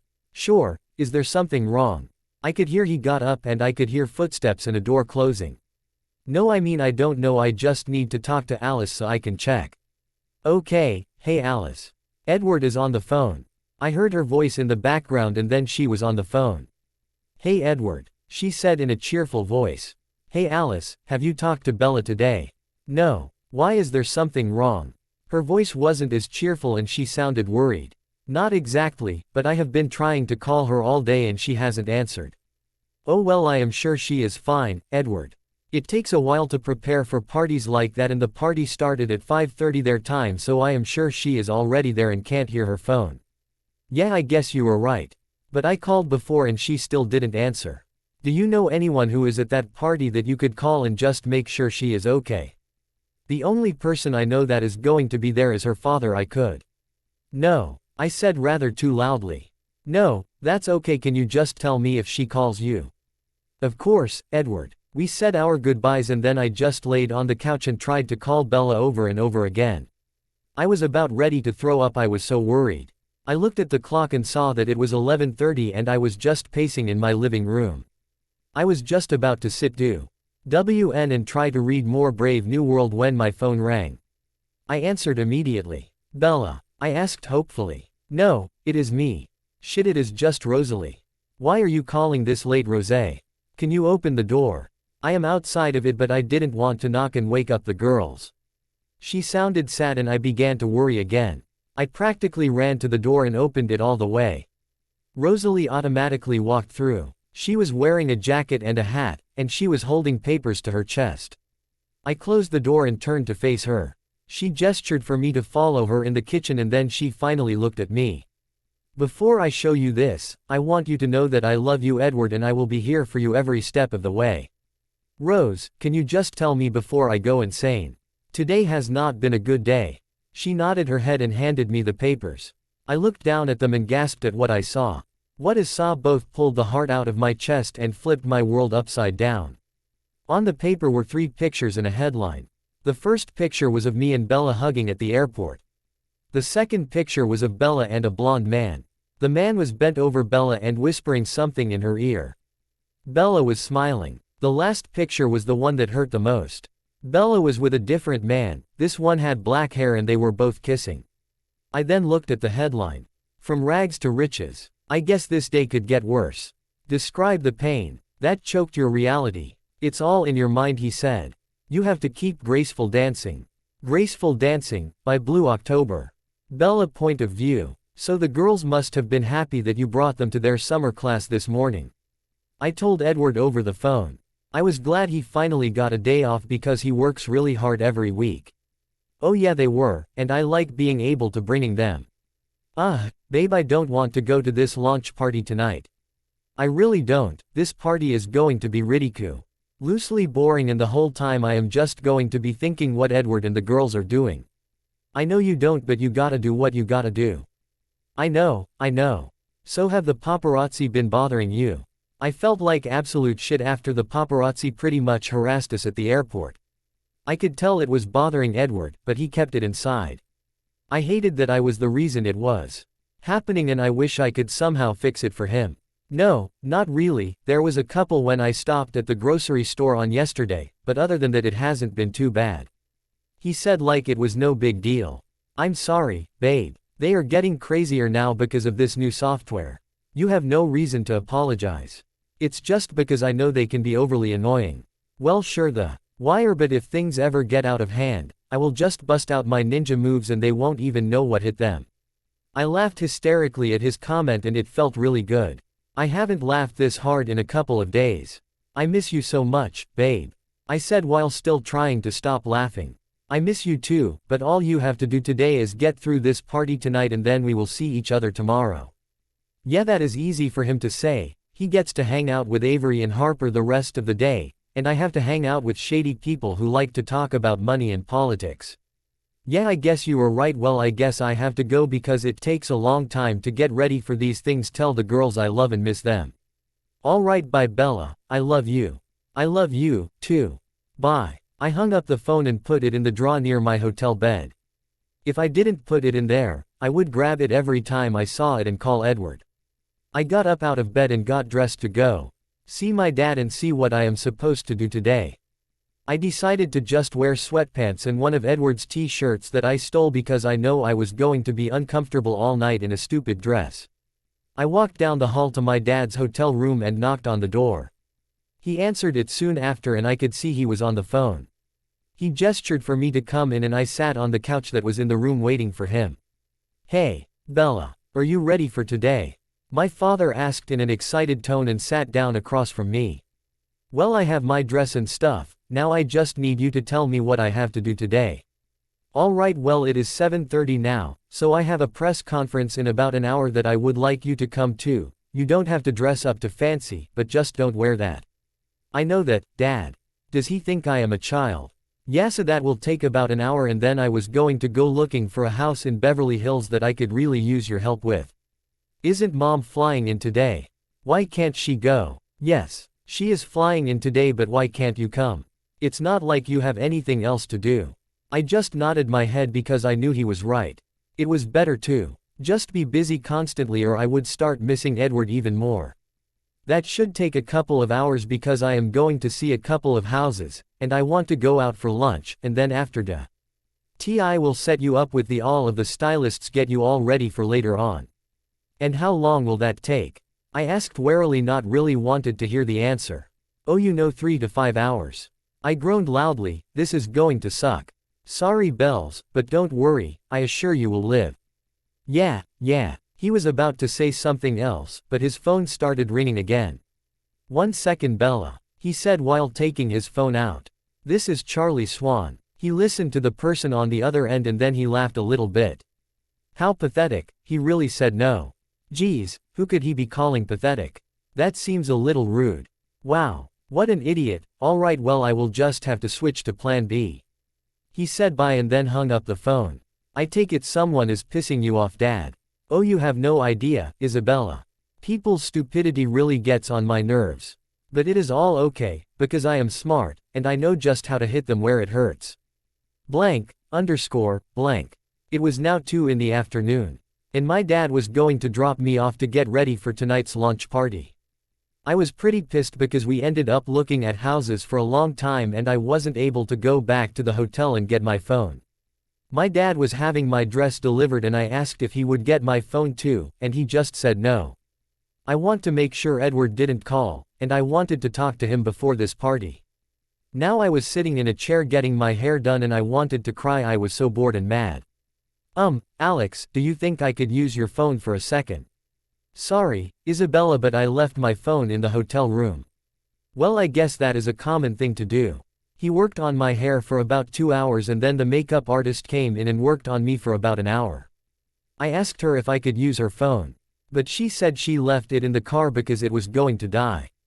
Once I was all dressed and ready, I was told there was a limo waiting for me outside. I was walking to go to the car and I saw the hairstylist, Alex, outside talking on his phone. Why would he lie to me? I just forgot about it because one of the bodyguards was rushing me to the door. After I left, there was a lot of paparazzi, but I made it to the car and was off to the party. When I got there I had to stop for pictures on the red carpet. I didn't really think the red carpet was necessary, but whatever. I was really happy once I finally made it inside because it was at least a little bit quieter. I said hi to all of the people I knew and tried to act enthusiastic. I really want to go home to Edward right now. I really want to talk to him, to just hear his voice. I haven't talked to him since this morning and I know it was getting late over there and I am sure he was waiting for me to call. He probably has already called me. But I still don't have my phone. I tried asking someone for their phone, but they all said they didn't bring their phones because they were told they were not allowed in the party. What the hell? I decided to go to the bar and get something to drink. While I was waiting for the drink I saw Mike walking towards me. I smiled because Mike was a good guy, he was British, and he was 100% gay. I wasn't really close to him, but I always enjoyed talking to him whenever I had to go to one of these things. He walked towards me and gave me a quick hug. "Hey Bella, you are looking fine today." If I wasn't rooting for the other time I would definitely be trying to get that. I laughed at his comment. Sorry Mike, but you would not succeed in getting me, I am happily taken. Oh yeah, is it that hot piece that I saw in a magazine the other day? Yeah, that is probably him, I said with a smile on my face just thinking about him. I am happy for you then, Bella. Thanks, Mike. He smiled and then looked over my shoulder at something. Then he leaned down and whispered in my ear, don't look now but Jacob Black is behind you, and his fake smile is making me rethink my idea on liking men. I laughed and then he pulled away. Well, he is coming this way and I am sorry to have to leave you with him, but I really don't feel like dealing with this fool right now. I groaned softly and then Mike walked away. I didn't turn around and face Jacob because I was hoping he hasn't noticed me. It was all wishful thinking though, because not seconds later I felt a tap on my shoulder. I turned around and I was then face to face with Jacob Black. Hey Bella, he said with his fake smile on. Jacob is one of the most fake people I know. He would say or do anything to mock. His face end up on any magazine in the world. Hi, Jacob, I said and then turned away from him. It was no use though, because he then walked in front of me. So are you having fun? Not really, this isn't really my scene I guess. Oh well, maybe it is because you don't have anyone cool to talk to. He said while raising his eyebrows. Could this guy get any more corny? No, I don't think so. I think saying that was kind of rude, but I am done pretending to like this guy. Then out of nowhere Jacob bent down and crushed his lips on mine. I tried to pull away but he put his hands on my face and held my face to his. I was just sitting there and not responding to him, but he kept on going. I was trying to push him away but he is pretty big so it was no use. Finally I decided to stomp on his feet with my heels. He immediately pulled away. Ow you bitch, what the hell is wrong with you? He practically yelled at me. What the hell is wrong with me? You pretty much just sexually assaulted me, you asshole. I yelled right back, but not loud enough to let other people hear me. Whatever, that was not worth the money. Then he turned and walked away. What does he mean it is not worth the money? I decided I don't give a fuck and I tried to make it out of there. I just want to go to the hotel room and call Edward. Edward, oh my god, how am I going to tell him? Will he believe me when I say it was not me? Those thoughts only made my feet move faster. Ladies and gentlemen, please help me in welcoming Charlie Swan to the stage to say a few words. Shit, I at least need to stay in. Hear this, because as much as my father aggravates me and says things I don't agree with, he is still my father and tonight was a big night for him. I at least owed it to him to listen to his speech. He was good at public speaking. The crowd laughed at all of his stupid jokes and he knew how to keep them interested. And now I would like to ask for my wife Renee, and my daughter Isabella to join me on stage. No, why me? Seriously, this whole day has been horrible and I just want to talk to the only person that will make it all better for me. I walk up to the stage and put on the fake smile that I swore I wouldn't wear anymore. I hate this version of me. I made my way up the stairs and my father grabbed my hand and brought me next to him. My mom was on the other side and I didn't even want to look at her. It was obvious she was drunk and she hasn't even said hi to me all night. These two have been there for me through everything. Such a lie. I talk to my dad about one time a week. Haven't talked to my mom in months and we are no way a close-knit family. I just want to scream.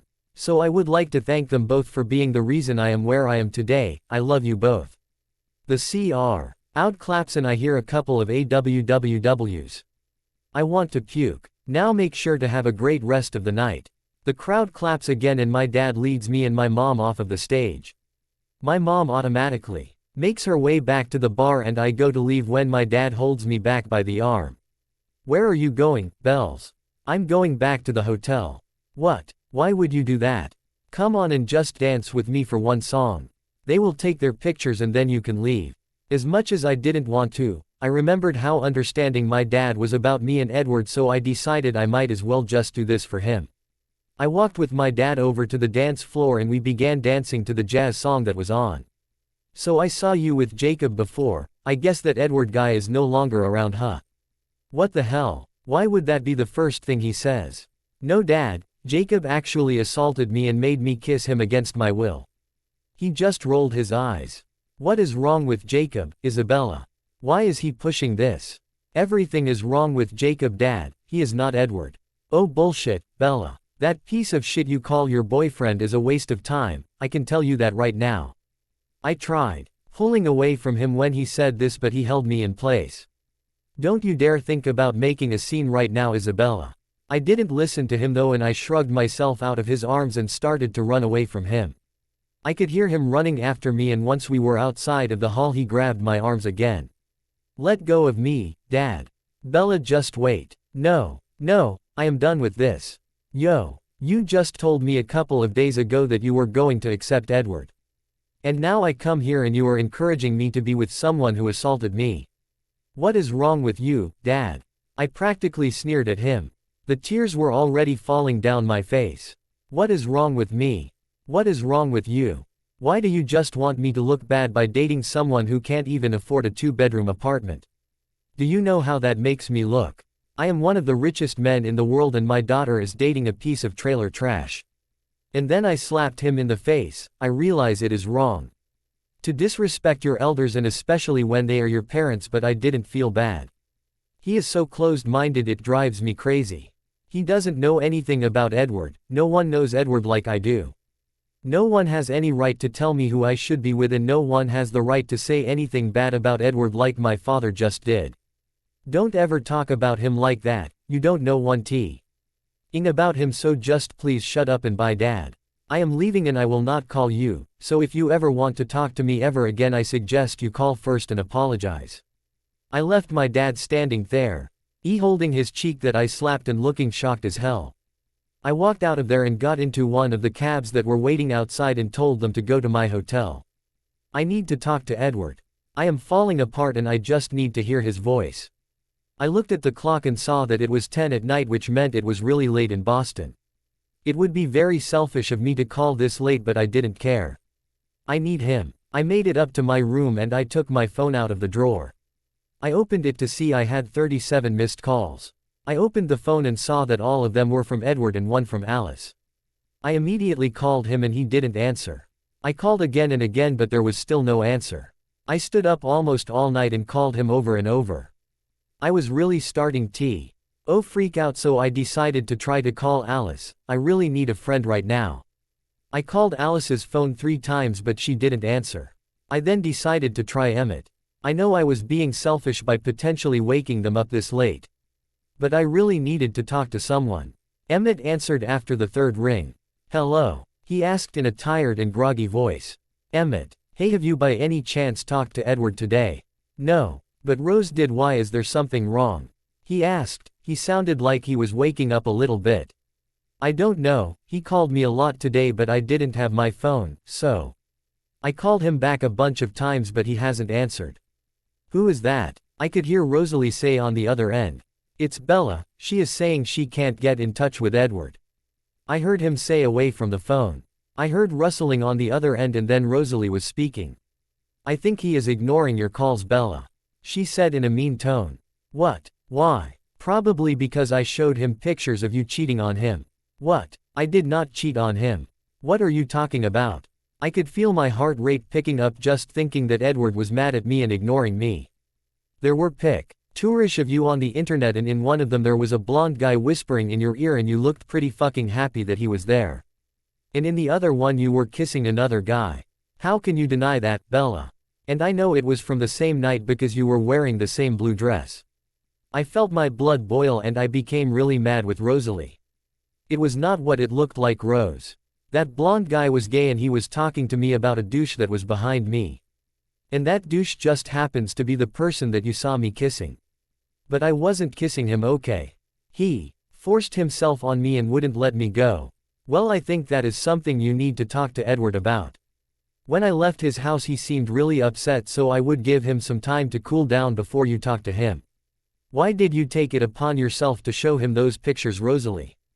Because I knew you would have kept it from him like you did before when you took forever to tell him about your life. She said with a bad attitude. How do you even know that about me, Rosalie? You don't even know me. If you did know me, you would know that I had an absolutely horrible night, because on top of practically getting sexually assaulted, I also got in a big fight with my father and I went back to my hotel room to talk to Edward. I needed to talk to him and tell him about all that happened. And I was going to tell him everything. I said rather rudely, but again, I didn't care, she had no right. Well, I was just helping my friend, so I don't really want to hear this right now. Just make sure you give Edward time. I am sorry that I may have jumped to conclusions, but I do not regret it. Tomorrow, if Edward does decide to talk to you, have him call me so I can watch the girls while you guys talk. She sounded annoyed and tired, so I just said okay and then hung up. I sat down on the bed and looked at my phone again. I was going to try and call Edward again, but I was sure he wasn't going to answer. It hurt me more than I ever thought possible, thinking that Edward was mad at me because he thought I was cheating. I would never ever cheat on Edward. I honestly don't think it is even possible for me to do something like that to him. I decided I would give Edward some space until tomorrow when I get back. As much as it was going to kill me to not hear his voice for about 24 hours. I knew that I have to do this for him. This is not something for us to talk about over the phone. The tears were relentlessly falling down my cheeks and I dropped down on the bed. I still had my dress on, but I didn't want to get up. I couldn't get up. My body started shaking from my sobs and I curled up and held my phone close to me. I cried about everything that happened tonight. I cried about Jacob forcing himself on me. I cried about my fight with Charlie. I cried about the pictures. I cried because I was angry with myself for even coming to Los Angeles in the first place. But most of all, I cried thinking about how Edward was feeling right now, and there was nothing I could do about it until tomorrow. I took my phone away from my chest and decided to send Edward a text. Hopefully he will read it. I love you, Edward. No matter what you may think right now, just know I love you more than life itself. Everything's so blurry, and everyone's so fake, and everybody's empty, and everything is so messed up. Preoccupied without you, I cannot live at all. My whole world surrounds you. I stumble then I crawl. Blurry, by puddle of mud. Edward point of view. I groaned hearing the sound of my alarm in the morning. I got maybe 1 hour of sleep last night. I could not fall asleep because my head was all jumbled up with thoughts and my heart was aching in my chest. I ended up going into the girls' room and sleeping in between their beds. It would have been better to be closer to them, but I would have felt even worse about myself if I woke them up. I shut the alarm on my phone off as fast as I could so I wouldn't wake the girls. I was fast enough not to wake Avery, but I can't say the same for Harper.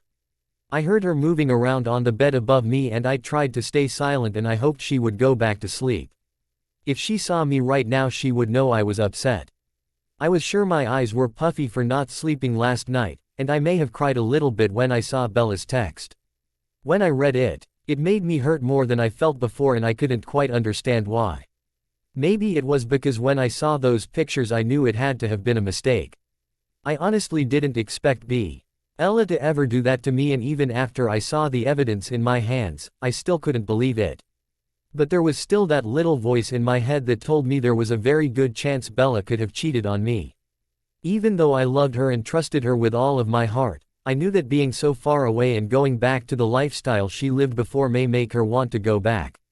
EPT quiet on the floor, but it was no use because Harper got up from her lying position and looked over the side of her bed. Once she saw me she pushed her covers away and got on the floor next to me. "Daddy, what is the matter?" she asked with so much concern that I wanted to start crying again.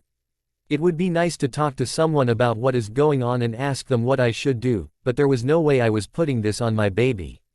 "Nothing is wrong," I told her. I may have just lied to her, but it was better than the truth. She got up on her knees and scooted over to me and put her arms around my neck and hugged me tightly. I held her close and felt the hole in my chest close up just a little bit. I held on tightly to her and felt a lump forming in my throat. "I know you are lying, Daddy. I can tell you are sad." She turned her head to kiss my cheek but kept her hold on me. "Yeah, I guess I did, but it is just about adult stuff, baby, so you don't have to worry about it, okay? You don't have to worry about me. But I don't like it when you are sad, Daddy. You always tell me it hurts you when I am sad, and it hurts me too when you are sad." A single tear spilled out of my eye, but I wiped it away without Harper noticing. "I know, my love, but I am older than you and I need to deal with my own problems." "Is it about Bella?" "Yeah, just a little bit, but this is between me and Bella and we will fix it together." so you don't have to worry. I felt her get tense up in my arms and I rubbed her back a little bit. I have to get ready for work though baby, so you should go back to sleep. She nodded her head against my shoulder and I got up from my spot on the floor and set her back on the bed. I love you, Daddy, I hope your day gets better. I bent down and kissed her forehead. My daughter is a beautiful person. I love you too, baby. My day is already better because of you. She smiled a little and then moved to lie on her side. I went over to Avery and kissed her on the forehead also. I walked out of their room and got ready for work. I hope my day does get better. Maybe being in work will distract me from my thoughts of Bella. Blank. Ow. I really need to get home to my daughters to put them to sleep. It was already 9 at night and I have been working non-stop all day. I was exhausted. No, exhausted was not even the word, but I was so tired. My brain couldn't come up with another word. After getting little to no sleep last night, working for 14 hours straight, and not being able to see my daughters all day, I was pretty sure I was going to pass out. Go ahead Cullen, but you better be back here in 45 minutes, I'm not kidding. He yelled from his spot on the other side of the building. We had a long day today. We got a building that was already started by another company, but they jacked up the whole place and we were stuck fixing it and we had to get it done by next week. As I was running out to the car I unbuckled my tool belt and took off the fucking hard hat and jumped in the car. I sped out of there and made it home in 5 minutes. As I was running up the steps I could hear Avery screaming from behind the closed doors. No, leave me alone. I want my daddy. I could hear her say, and then she began screaming and crying. That only made me run faster and made me feel like even more shit. I had my keys out before I got to the door and walked right in. I could hear that the noise was coming from the girls' room and I walked in to see Avery crying in the corner and Rose and Harper standing in front of her. As soon as she heard me walk in, her face shot up to mine and she ran at me as fast as she could. I immediately bent down and scooped her up in my arms. What is the matter, baby? I asked her. Rosalie. He walked out of the room to give us a minute and Harper slowly walked up to me and hugged my leg. I am missed you daddy, and you take tea to Wong to see come home. She said while trying to speak between her hiccups. I'm so sorry. My love. I was at work, I need you to calm down, okay? Take a couple of breaths and calm down before you get sick.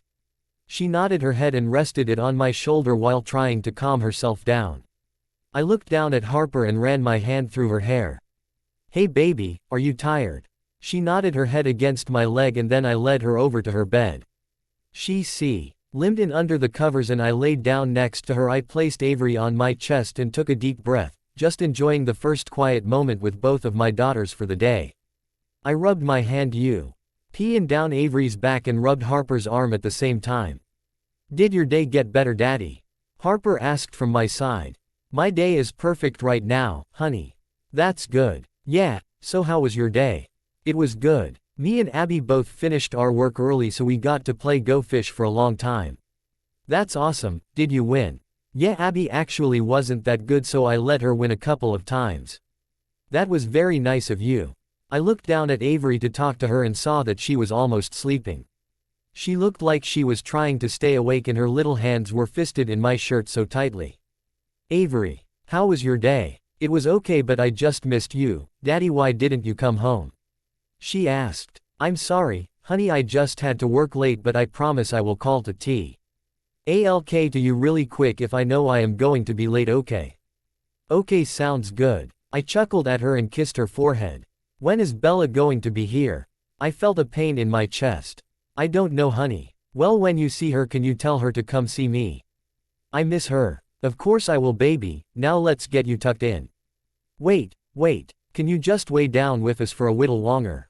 I looked at the clock and saw that I needed to be back in 15 minutes. I can at least stay for 5 minutes. Okay, but only for 5 minutes.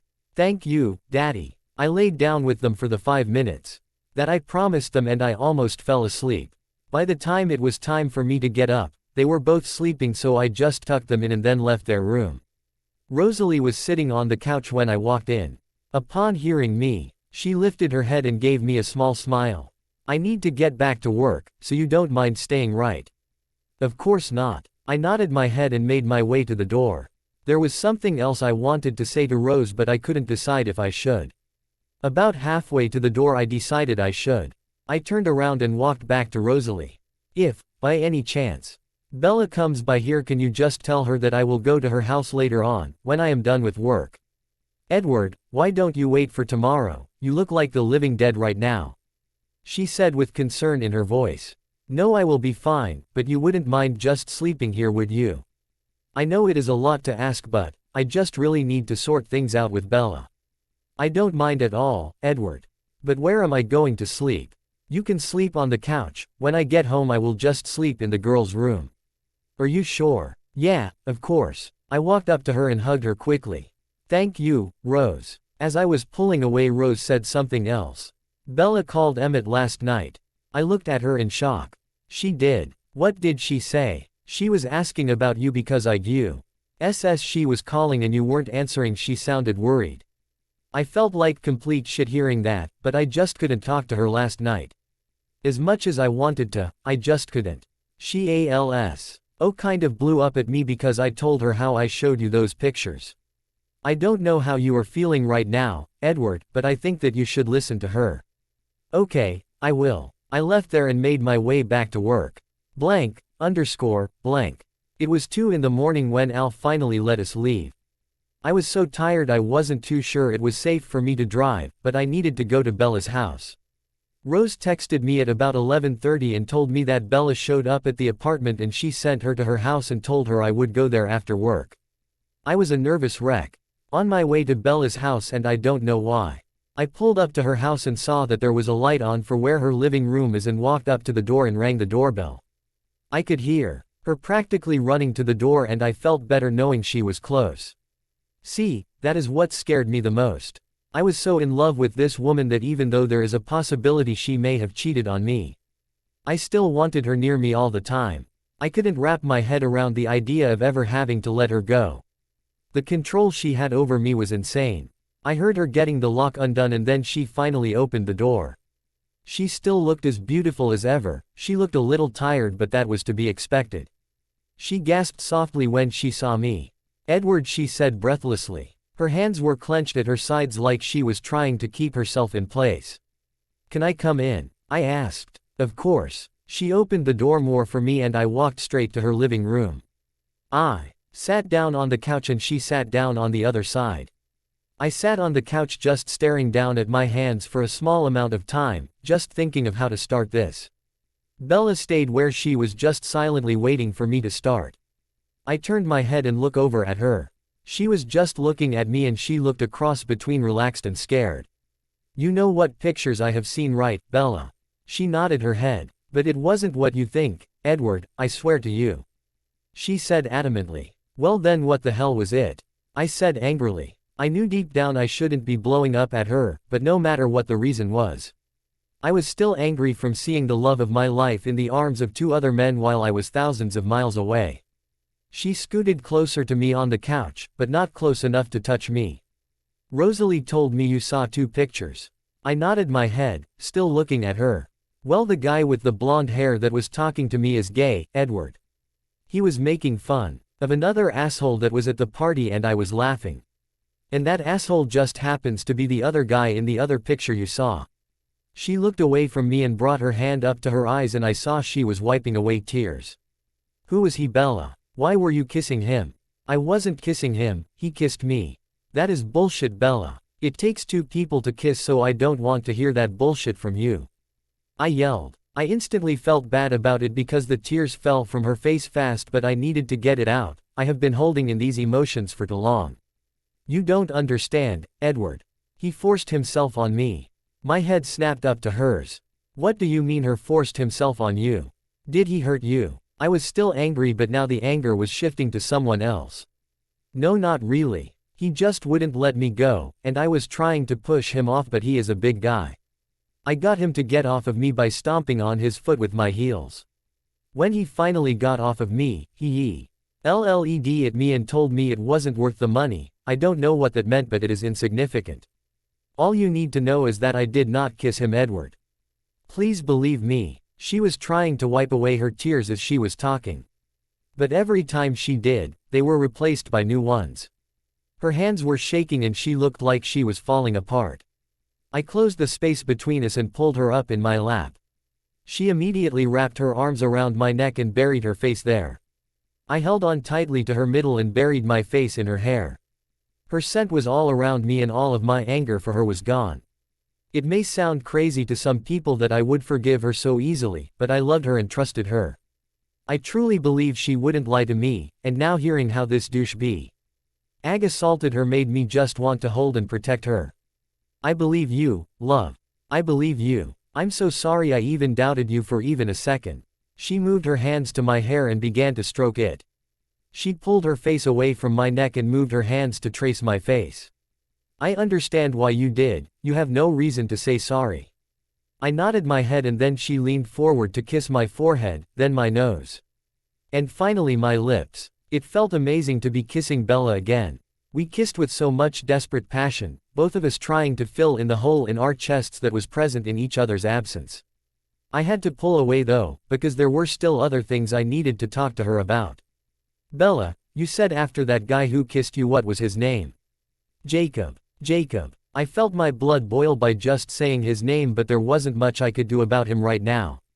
You said he said it wasn't worth the money. She nodded. Well, I don't know how you will react to what I am going to say. But let me explain first. She nodded her head again and brought her hands back to my hair. I think it was your father who paid him. Her hands faltered in my hair and she looked at me questioningly. What? Why would you say that? There was kind of an incident with your dad when you were gone. Her face instantly looked pissed and she tried to get off of my lap, but there was no way I was going to let her go, so I pulled her back. What the hell happened? It happened yesterday and I tried to call you and tell you, but you wouldn't answer your phone. Oh yeah, sorry about that. I left it in the hotel room. I just nodded my head in understanding. It's okay, but yeah, yesterday, while I was cleaning, 2 men showed up at my door. She looked confused, so I continued on. They came in and told me they were there on behalf of your father. I was confused, you know. Because I have never even talked to your father, but they came to offer me $5 million to leave you. She gasped in shock and I continued on.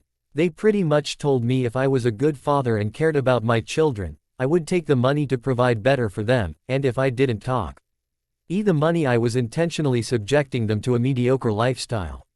I cannot believe this, Bella said. I could tell she was beyond pissed off and she tried again to get up off of my lap. Calm down, love. I told them no. I hope you know. It did hurt me a little by the way they asked me, but it doesn't matter. No amount of money in world will bring me the amount of happiness I feel when the women in my life are with me. She calmed a little at my words and bent down to kiss me. I love you so much, Edward. I seriously don't think you understand how much I love you. If it is anywhere as close to how much I love you. I think I have an idea. She bent down to kiss me again, but again I pulled away first. She groaned in frustration and I chuckled at her. Just a second, love. I didn't get to finish. She nodded her head, but she kept her hands on my face. She was rubbing her thumbs gently over each of my temples and it was making me even more relaxed and tired. Before they left, Hay told me that your father was going to have to do something else to get us apart, and I think there is a possibility that he may have paid Jacob to kiss you. He must have known that I would have seen the picture. And he would have hoped that it would tear us apart. That son of a bitch. Hey, we don't know for sure, but that is just what I think. I think you are probably right, and I think I will have to just slap my dad in the face again. You slapped your dad in the face? I asked in shock. Bella is not usually a violent person. Yes, because he was being an asshole and he was talking bad about you. Wow, I don't know what to say. I want to say thank you, but then again, I want to say I'm sorry. I hate thinking I am the reason for you to be fighting with your father. You are not the reason. The only reason me and my dad are fighting is because of my dad, and my dad only. He doesn't know how to accept other people for who they are. He judges people by the amount of digits in their salaries. The rest he doesn't care about. I nodded my head and she kissed my forehead. I will definitely be having a nice conversation with my father in the future, but right now can you just kiss me please? I laughed at her and then kissed her right away because I could never say no to her. We kissed for a while and this time she was the one to pull away first. You look so tired, babe. Yeah, I am. I only slept for about an hour last night and I worked all day today. I think that you should just stay here for the night. I don't like the idea of you driving home like this. Yeah, I guess I can stay but I still need to go to work in the morning. What? You worked almost 20 hours today, Edward. How does he expect you in work tomorrow? We got a new project that needs to be done by next week. It is all right. I don't mind. I shouldn't have to work that late tomorrow and then I have Saturday off so I will live. Plus I will get paid overtime. I still don't like it. Do you have a stop at home for clothes in the morning? No, I always hand an extra outfit in my car, just in case there is an accident at work or whatever. Okay, well let's go upstairs, you need to sleep. He took my hand and led me up to what I expect was her room. I haven't been in Bella's room and I was kind of nervous to tell you the truth. I don't know why, but I was. She led me to the first door on the right of the second floor and her room was huge. It was dark, but I could tell the walls were a red color and her bed was huge. I didn't have pajamas or anything so I just stripped down to my boxers and climbed into the bed. I could not believe how comfortable the bed was. It was amazing that I was able to move my legs more than 2 inches and I could hold Bella without thinking I was squishing her and making her uncomfortable. As soon as my head hit the pillow and I was under the soft covers I sighed in contentment. Bella crawled over and snuggled into my side. I wrapped my arm around her and held her tight. She was moving her hand up and down my arm and I could feel myself falling asleep almost instantly. Go to sleep, babe. I love you, she said and then kissed my shoulder. Love you, I said before I was lost to the rest of the world. I fell asleep that night feeling as comfortable and content I have ever felt in my life. These past couple of days have been horrible. And all it took to bring me back from my funk was this woman in my arms.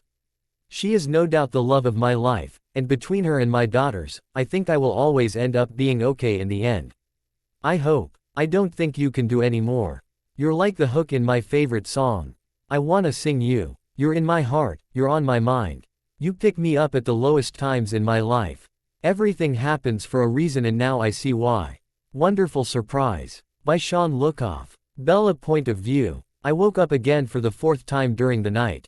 I wasn't waking up because I wasn't tired. I wasn't waking up because I was uncomfortable either. Actually I was the total opposite. I was exhausted and I was more comfortable than I have been in a couple of days. The reason I kept on waking up was not a reason that I could really decipher in my head. Actually, I think it was my brain trying to make sure that this was real. That this amazing man lying next to me was actually real and with me after all that happened. Last night when I got back to Boston, I went straight to Edward's house. I knew I needed to try and talk to him even though I knew there was a good chance that he would leave me, any normal guy would. If any normal guy saw a picture of their girlfriend kissing another man they would take no excuses and just leave the girl. Any normal guy wouldn't have come to my house at 2 in the morning to listen to what I had to say before he completely blew up at me. It was obvious after the last couple of hours, that Edward was not a normal guy and I loved him to death for it. After I opened my eyes, I looked at the bedside table and saw that it was 5:50 in the morning, Edward's alarm would be going off in 10 minutes. I wish there was a way that I could just turn the stupid thing off so it wouldn't disturb the beautiful man next to me. When he showed up here only hours ago, he looked like he was struggling to even stand up. When I first saw him I instantly felt bad for him because he had been working all day long and he still came over to talk with me. When I saw him in the doorway, it took everything inside of me to not jump in his arms and tell him how much I loved and missed him. I lifted my head from his shoulder and scooted up so I could see his face. I used my right elbow to hold myself up and ran my left hand through his hair. He wasn't disturbed at all when I took his face because he was in such a deep sleep. So I just stood there and memorized every beautiful and angelic feature of his face when he was sleeping. Edward was a strong man, but when he was sleeping, there was a certain vulnerability to him that I loved to see. I guess some people might think it was creepy that I was just sitting here staring at him, but I don't give a fuck.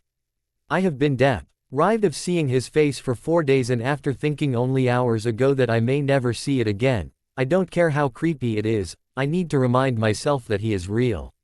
What seemed like seconds later, the stupid alarm went off and Edward jumped at the sound. His eyes slowly opened and he looked at me and gave me a small smile before reaching for his phone and turning the alarm off. After it was off, he faced me once again and that beautiful crooked smile was on his face. "Good morning, love," he said in a voice that was thick with sleep. I bent down to kiss his lips softly. "Good morning, Edward," I said against his lips and continued to kiss him. He pulled away first. "I really need to get up. I wanted to go home really quick to just kiss the girls. Avery kind of had an episode yesterday and I feel bad." "Why? What happened?" "She was just upset because I was working late.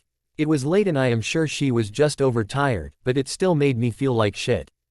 I kissed his bare chest and then hugged myself to him for a second. "You don't have to feel like shit, babe. I am sure she is not mad at you or anything." "Yeah, I know, but still. I really missed the girls." "They missed you, too," he said after kissing me on the forehead quickly and began climbing out of the bed. "Hey, would you want to maybe bring them to school this morning? And pick them up? I'm sure they would love that." "I would love to," I said with a lot of enthusiasm. He chuckled lightly and started putting on his clothes from last night. "Hey, I thought you said you had clothes to wear today." "I do, love, but I don't think your neighbors would appreciate me walking out to my car half naked. Actually, I think they would appreciate it too much, so I think it is a good idea for you to put some clothes on. Or else I will have to fight off Ms. Flannery with a broom," I said jokingly. "Is Ms. Flannery hot?" I gaped at his comment and threw a pillow at his head. "Asshole," I said under my breath as he was walking out the door laughing. "You know you love me," he yelled over his shoulder. Oh, how right he was. Blank. We walked up the steps to his apartment hand in hand. Edward walked ahead of me and gave me a very nice view of his backside. "Oh, how I missed being home." "Stop staring at my ass, Swan," he said in a teasing tone. I gasped at him and then slapped said ass. "Shut up. I can look at your ass all I want." He just laughed quietly and then opened the door to his apartment. I walked through the threshold behind Edward and breathed out a sigh on contentment. Even though it wasn't official or anything, this place will always be my home in my head. I don't know if it was the actual place itself that made it feel like home, or the people who lived in it. I think I will go with the latter. We walked to the living room first and saw that Rosalie was already awake. When she heard us walk in, her head snapped in our direction and she had a small smile on her face. "Good morning, Rosalie," Edward said. "Good morning to the both of you. Are you not going to work today, Edward?"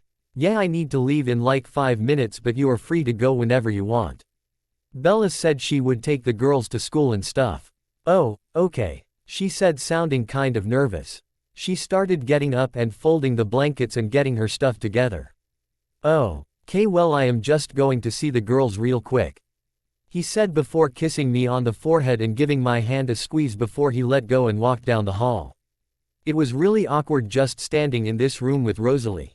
I just stood there playing with my hands and being a coward by not saying anything. "I'm sorry, Bella." I jumped at her words and looked in her direction. She sincerely looked sorry. "It's okay, Rosalie." She walked around the couch so that she was standing in front of me. "You have to understand why I did it though, don't you?" "Yeah, I think so. I was just trying to be a good friend, you know. I didn't do it to try and break you guys up or anything." "I know. And I did get it. Rosalie wasn't a bad person, it was just that you don't want to be on her bad side by messing with someone she loved. And then when I talked to you on the phone last night, I was just really upset because I saw how much seeing those pictures hurt him. I never meant for it to happen, Rosalie. I would never intentionally hurt him.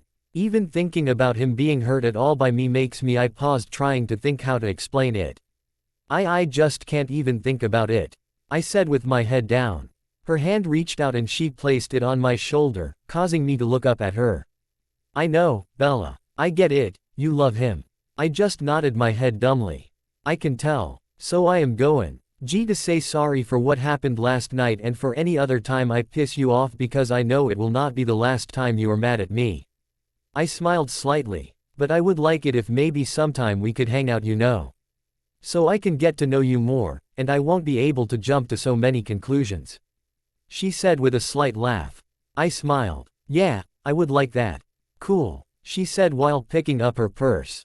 Well, I guess I will see you later then, Bella. Tell Edward the first said bye. I will, bye Rosalie. She smiled and waved quickly before leaving the apartment. I walked around the couch to sit on it and I smiled as I sat down. I may have been comfortable this morning, but my bed has nothing on this couch when it comes to comfort. I heard the girl's room door open and close quietly and heard Edward's quiet steps walk down the hall towards me. I turned in his direction and smiled when I saw him. He came over to me and kissed me quickly. I grabbed his face and pulled him back to me when he tried to pull away. I really have to go, love. I don't want to be late. Alright, I said, and flopped back on the couch. I don't know how long I am going to be working tonight, but I will call and let you know, okay? Okay, I said kind of sadly. I just really wished he didn't have to go. He sighed softly and then walked back over to me and kissed me once more. I don't want to leave you, love. You know that, right? I kissed his lips once more.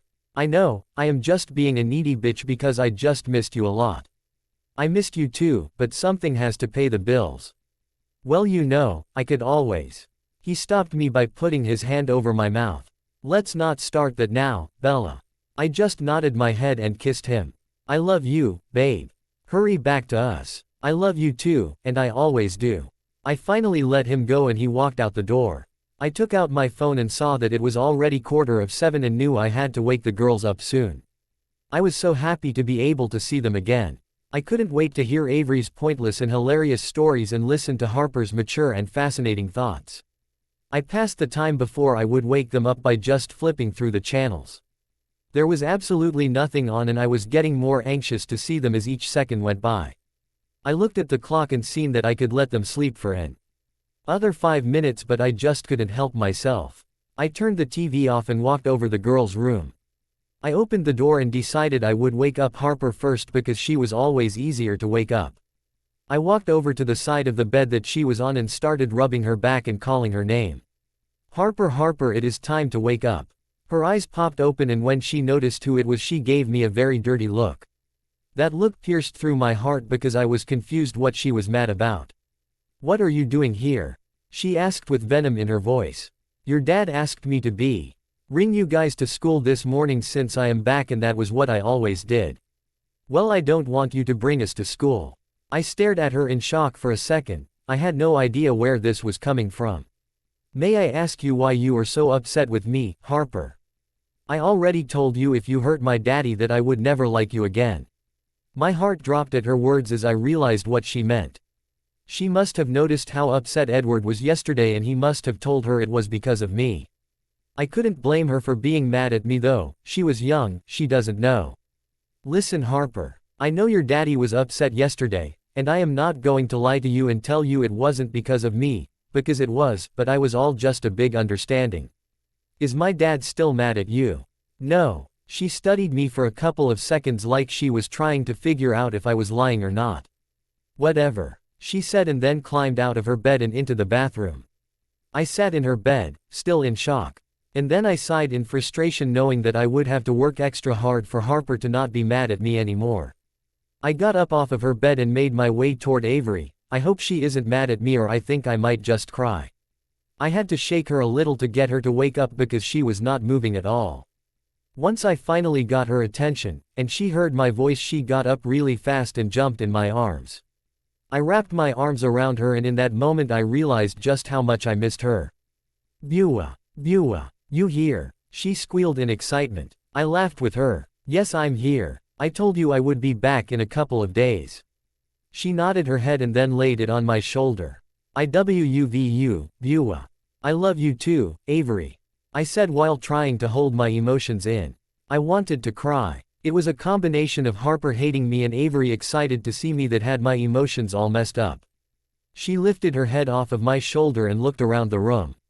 Where is Daddy? She asked and it looked like she was going to cry too.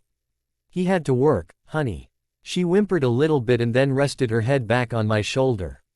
Is he gonna work late again? She asked quietly. I don't know, honey, I hope not. I miss my daddy, she said, and I could tell she was already crying when I couldn't even see her face. I know you do, but he will be back later no matter what. Because you know he misses you too, right? Yeah, she said sadly. I got up off of her bed with her still in my arms and got her clothes ready. After I got her dressed, her mood got better and she was back to her perky and happy self. We walked out of the room and I saw Harper was already dressed and ready on the couch with her backpack on. Avery ran over to her and gave her a hug. Hey Harper, are you ready to go? She didn't look at me, but just nodded her head and grabbed Avery's hand and started for the door. I felt like crying again and I knew I had to really work hard to fix this. Blank. So I should be home around their bedtime. Edward told me over the phone. It was already 6:30 and Edward called to tell us to eat dinner without him. That is just ridiculous, Edward. How does he expect everyone to work so much? Well, I will be paid extra so I just need to get over it.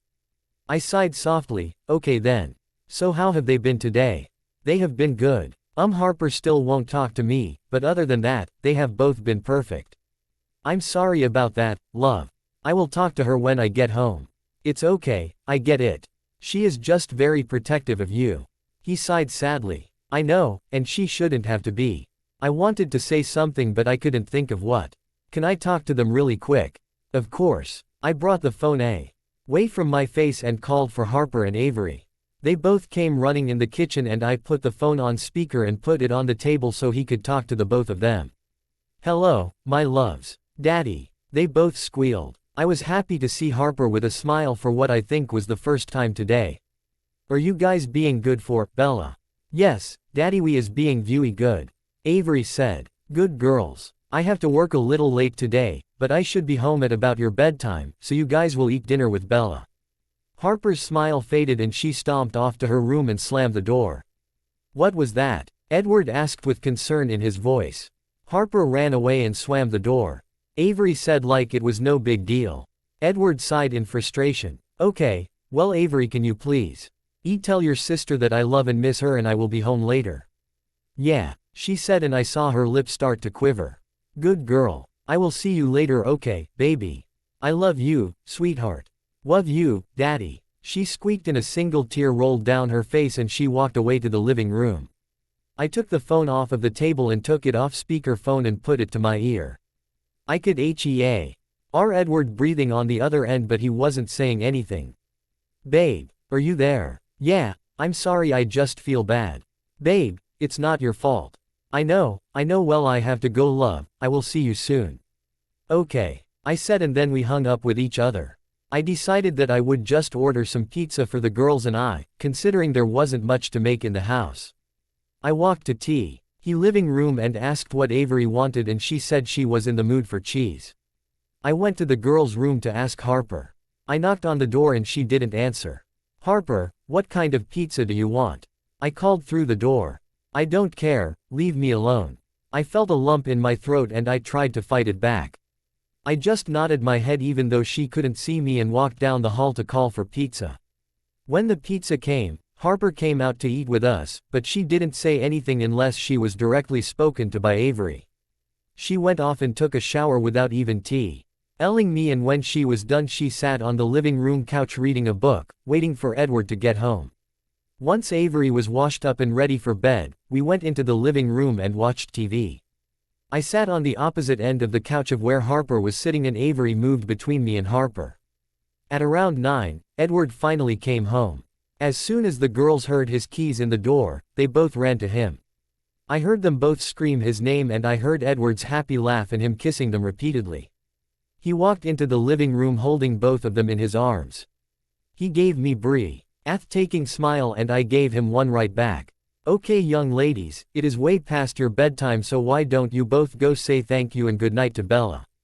He set them both on their feet and Avery automatically ran to me and said what Edward told her to say.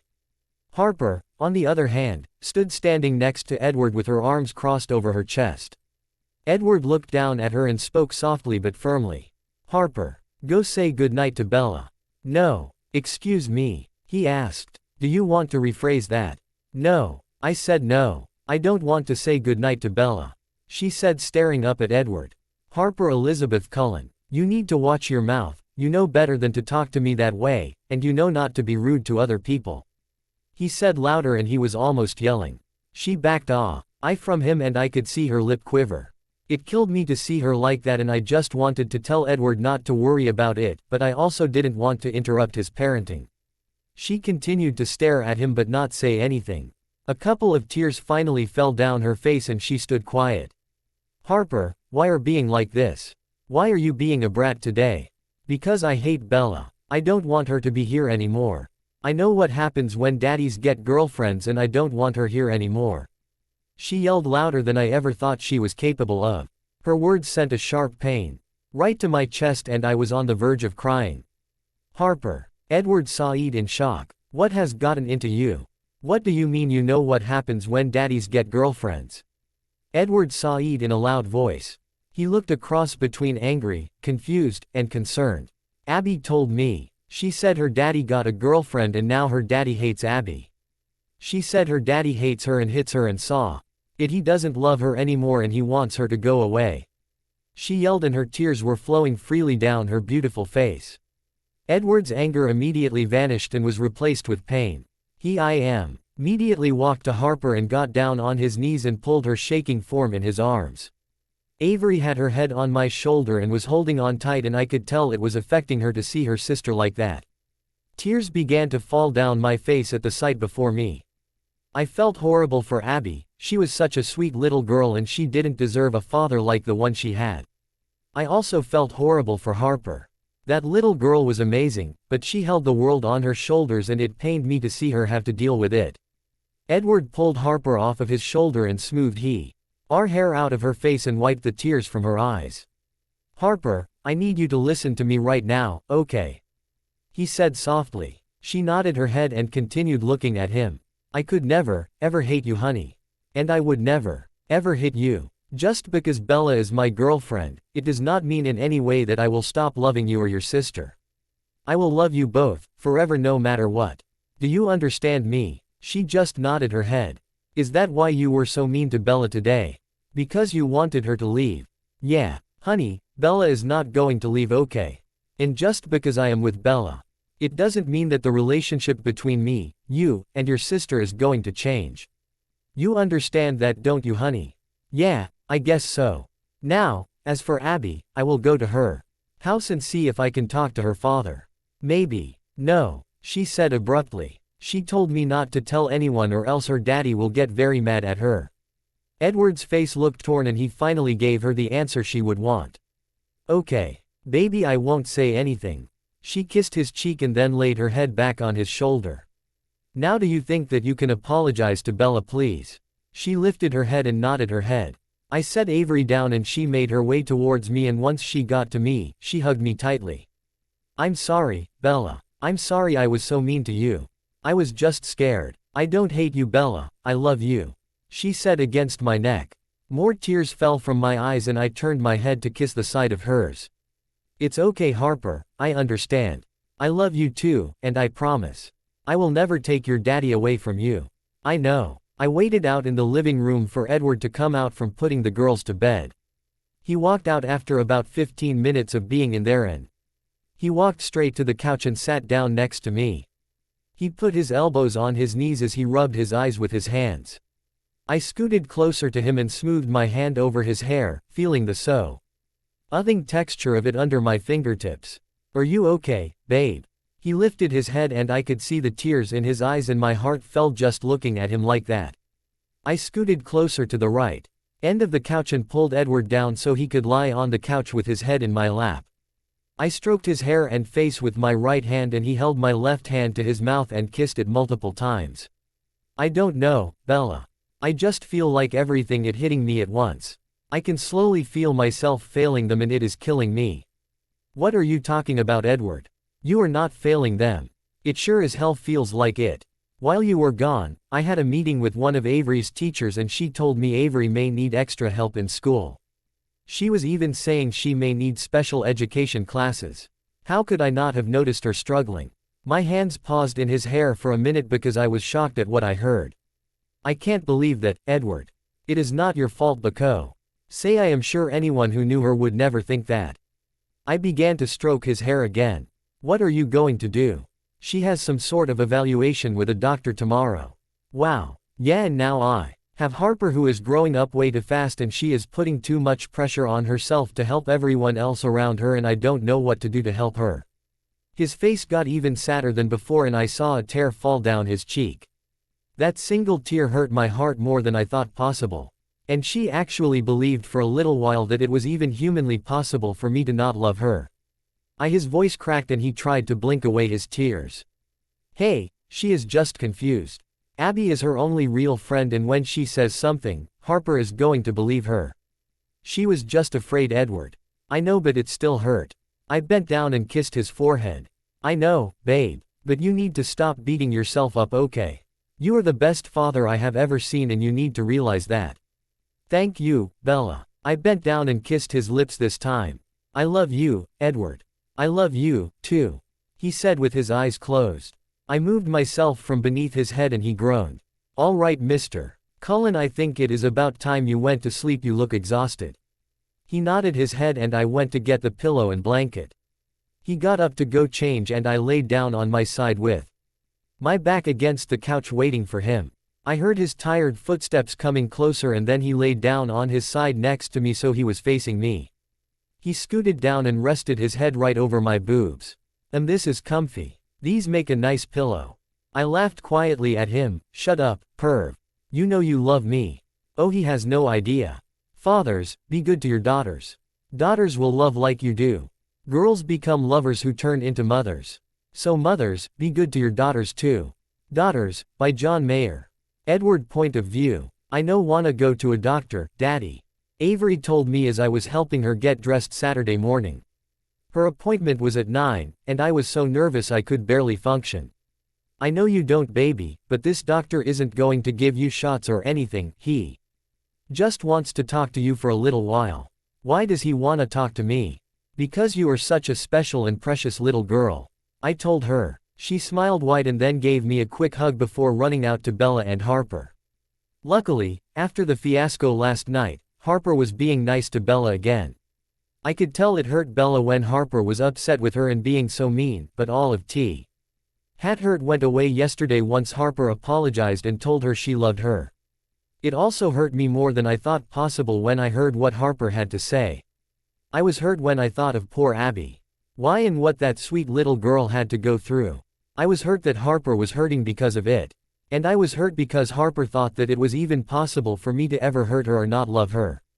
Bella was going to come with me to Avery's doctor's appointment. We were going to drop Harper off at Rose's house and they were going to the mall or something with Emmett. I made my way out of the girls' room and saw they were all ready and waiting at the door for me. Bella was holding both of the girls' hands and she smiled once she saw me. I gave her a quick peck on the lips before we left the apartment. We dropped Harper off at Rosalie's house and Avery started crying because she wanted her big sister to go with her to the doctor's office, but we finally got her to calm down enough for Harper to leave the car. It took about 15 minutes to get to the doctor's office and I checked on the door to make sure it was the right doctor. Dr. Carlisle Masson MD. We went inside and gave Avenue Rye's name to the front desk and sat down.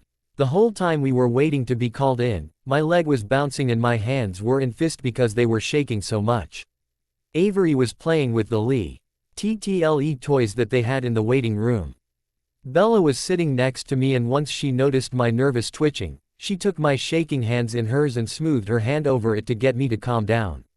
It was working, but only a little bit. Avery Cullen. Avery's head shot up to the nurse at the door and then she looked at me with a panicked expression on her face. I walked up to her and took her in my arms. I was just as nervous as her, but I need to push that away for now or else Avery will be even more nervous. Avery got up with me and then we followed the nurse. She led us to what looked like a playroom and Avery didn't look as nervous anymore. She squirmed to get out of my arms and ran over to the big toy box. "Dr. Masson will be right with you," the nurse said kindly and then walked out of the room. Me and Bella sat down at the chairs that were set up in the corner and waited. Not even 5 minutes later, a young doctor, probably in his 40s, walked in. He had slicked back, blonde hair, and blue eyes.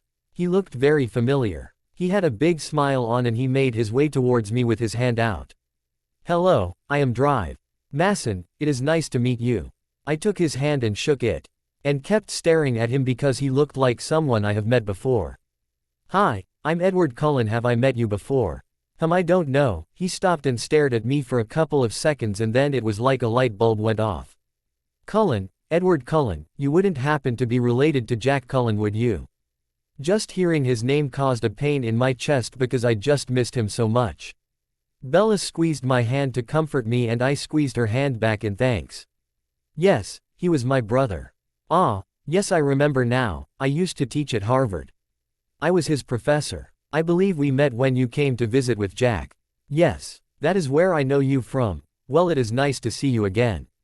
"You too, and I am sorry for what happened to your brother. He was one of my best students," he said with a small smile on his lips. "Thank you," was all I could get out. He stuck out his hand to Bella.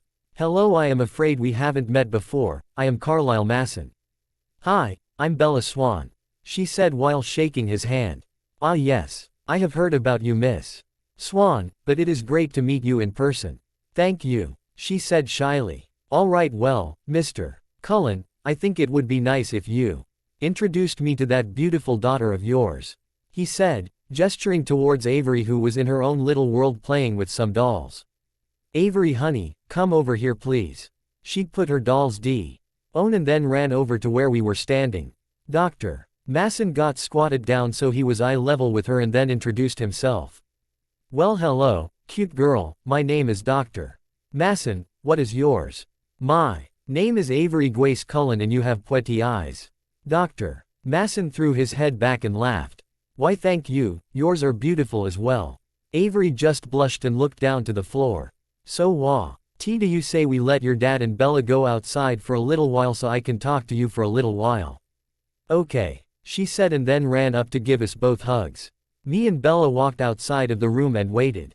Bella sat down on the chair and I paced back and forth in front of her. "Edward, just sit down please, you are making me dizzy." I looked at her real quick and then slumped in the chair next to her. She grabbed my hand and we just sat there until Drive Masson finally stepped out, holding Avery's hand. Avery had a lollipop in her mouth and she didn't look nervous, mad, or sad, which helped my nerves. "Mr. Cullen, I would like to speak with you in my office. Did you want me to leave Avery out here with Bella?" I nodded my head and Bella squeezed my hand before she let go. Avery walked over to Bella and I kissed her forehead before I followed Drive Masson to his office. "You can have a seat right here," he said, gesturing to the chair in front of his huge desk. He sat down behind TH's desk and folded his hands in front of him. "Let me start off by saying that Avery is a very beautiful, kind, and amazing child." "Thank you," I said with a quick nod of my head. "Now as far as her learning abilities go, I would have to agree with the school and say she is a little slower than children her age when it comes to understanding and learning things." I felt a lump in my throat but managed to talk through it. "But she is only 3 years old. I didn't think there were so many things she is supposed to know at this age." "There isn't. But children her age can normally count to 10 without messing up. She should be able to stack at least 5 blocks, and know the basic colors, but she doesn't." I nodded my head and tried to hold my emotions in. "Now I understand that you have another daughter who is older than Avery." "Yes, Harper, she is 8. "And how is she in school?" "She is great. I mean, her teacher never complains, she gets good grades, and she is constantly reading." "That is great," he said and then looked down at his hands for a second and then looked hesitant to say what he wanted to say. "So you may be wondering how there can be such a difference." I nodded my head. "I am sure you are aware that Avery's mother was addicted to drugs when she was pregnant with your daughter." His words hit me like 1,000 bricks. Everything all of a sudden made sense and I wanted to hurt Heidi so much in that second. She was the reason my angel will have to struggle for the rest of her life. A tear finally fell down from my cheek and I wiped it away quickly. I just nodded my head. Usually in those types of cases, the child can have learning or physical disabilities or both. It is obvious that she is fine physically, but it just takes her longer to understand and remember things. So what should I do? Well, her disability is not severely bad, so you shouldn't have to put her in a special education class, but I would recommend setting her up with a tutor 2 or 3 times a week. The tutor will make for more time for her to learn the material and help her learn more and keep up with the other children in her classes. How much would a tutor like this cost? Because I am a little tight on money. You know what, Mr. Cullen, since you are the brother of one of my best students, I am willing to help you in getting Avery a tutor that you will be able to afford. I happen to know the perfect person, actually. I would really appreciate it. Who is this person? My wife, Esme. She used to be a school teacher and now she stays home and tutors children from our home. I know she would love to meet with Avery and the cost will be minimal. That sounds great. Drive. Masson, thank you. You have no idea how much that means to me. You are very welcome, Edward. I can tell you are a good guy and believe it or not I have heard a lot about you. Really? Yes, your brother talked about you often. He would always brag about his little brother. He said with a slight chuckle. Thank you, again. So when should we start? Well, I will talk to my wife about it and I will have her call you sometime this week. That sounds perfect, I said with a sigh of relief. Do you have any questions? I thought about it for a minute. Her speech. Is that okay? I honestly didn't think it was that big of a deal. For now it is not, but she may have trouble pronouncing her words for a little longer than the other children, but it will not be noticeable for long. I nodded my head and looked at my hands. It will be difficult for her for a while, but she will be okay, Edward. I promise. Blank. The ride home from the doctor's office was a quiet one. Avery fell asleep almost as soon as we left and I was stuck in my thoughts. Bella was quiet, just letting me think. We pulled up to my apartment and I grabbed Avery from the back. She didn't wake up, so when we got upstairs, I laid her down on her bed. When I came out, Bella was sitting on the right side of the couch. I went over to her and laid down with my head in her lap. Her right hand automatically went to my hair and she began to run her fingers through it. I took her left hand and held it. I love you, Bella. I love you too, Edward. Do you want to tell me what happened today? Yeah. She continued to stroke my hair and I felt like I could fall asleep, I was so comfortable. He said she is a little slower at learning than kids her age, and he set me up to meet with his wife, who will tutor her. Well, that isn't too bad, right? I mean, at least she doesn't need to be in special education classes. Yeah, it is not too bad. It just sucks that she will have to work so hard all the time. It will probably become frustrating for her. Yeah, that is true, but she is strong, she will be fine. That is true. But do you want to know why this whole thing pisses me off? Why? He told me the reason she is having trouble is because of the drugs Heidi was on when she was pregnant with her.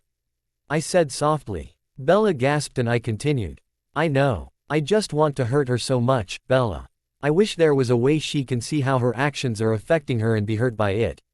It is because of her stupidity that my daughter is going to have to struggle for the rest of her life and have to feel different from everyone else. It is not fair. I know it isn't. This wasn't supposed to happen, you know. I was so scared for her when she was born, and when she came out, she was absolutely perfect. She had 10 tiny fingers and 10 tiny toes, she had big beautiful eyes, and she had the cutest little nose. She was just perfect. I didn't even think about the long-term effects and now it is here and I am just so I don't even know, I am just not happy about it. I felt a lump in my throat and it showed in my voice. I know, babe. I know it is going to be hard for her, and it will be hard for you to see that, but she will be okay. As long as she has you, she will be fine.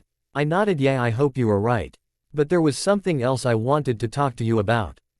Okay, what is it? Abby. Ah, yes, I knew you wouldn't let that go. No, I won't. I am going to talk to Harper's teacher on Monday, and I am going to call Abby's dad right now. I said as I got up to go get my phone from the coffee table. I sat down next to Bella. Now I am not going to start questioning him about if he hits his child, because I know that could end bad for Abby, but I was thinking about asking him if we could take her for a little while after school. I already talked to Rose about it. But since you take the girls sometimes after school, you wouldn't mind if Abby is here too, right? I don't mind at all. I leaned over and gave her a chaste kiss on the lips and then found her dad's number in my phone. It rang 3 times before he answered. Hello. He slurred on the other end. Hi, this is Edward Cullen, is this Dimitri? Yeah, that is me, what do you want? I am kind of busy right now. Well, I am Harper's father. Who the fuck is Harper? What kind of name is that? Harper. Is that Harper on the phone?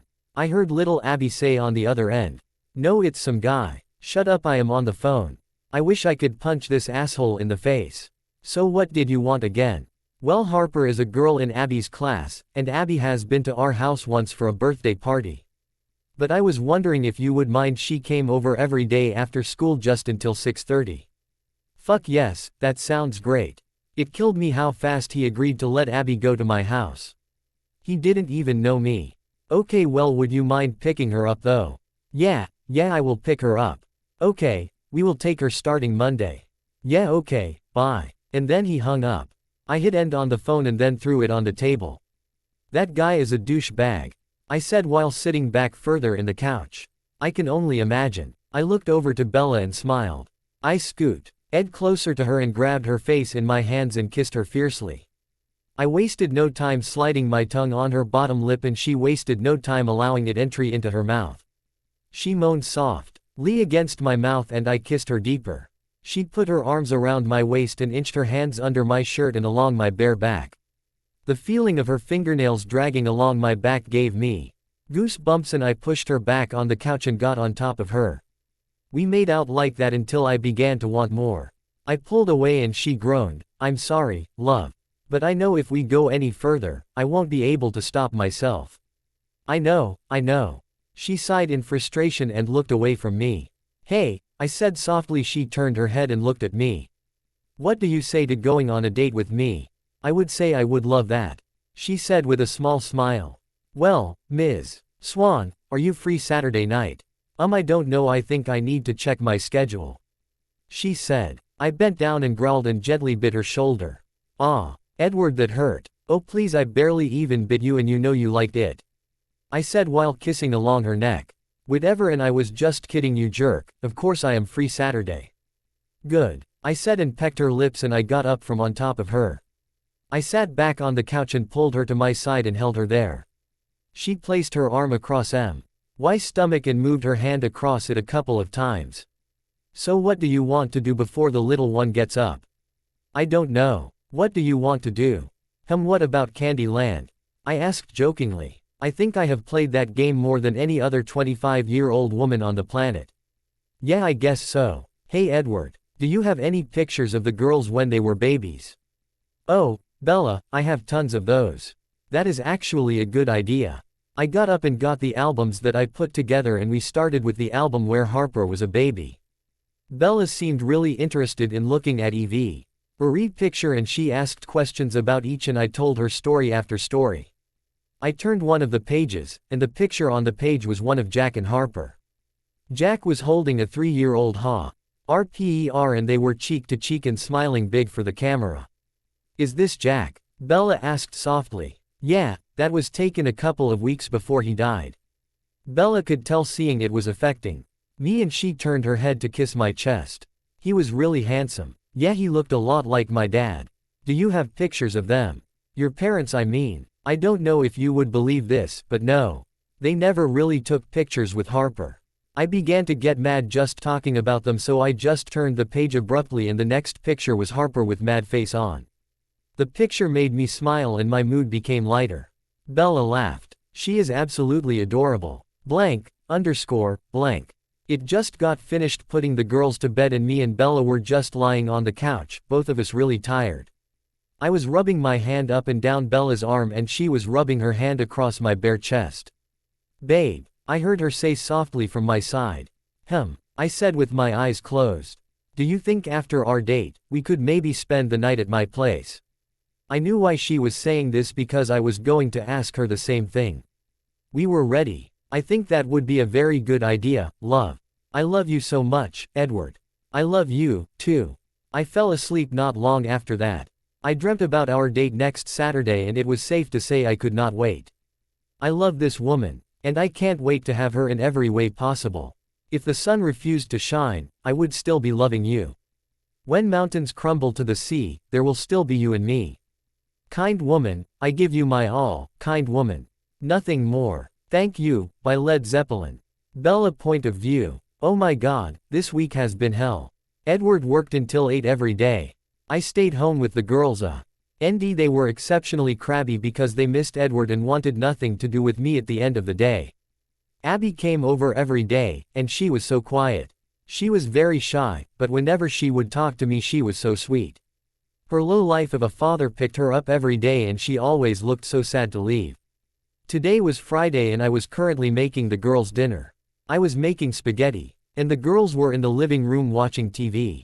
Edward called and said he was working late again and I missed him so much. I could not wait until tomorrow because I really just need time to spend with him. Harper, give it back, Dad is mine. I heard Avery yell. I made my way over to the living room where they were. No, too bad, you have been playing with it for a long time now, so just get over it.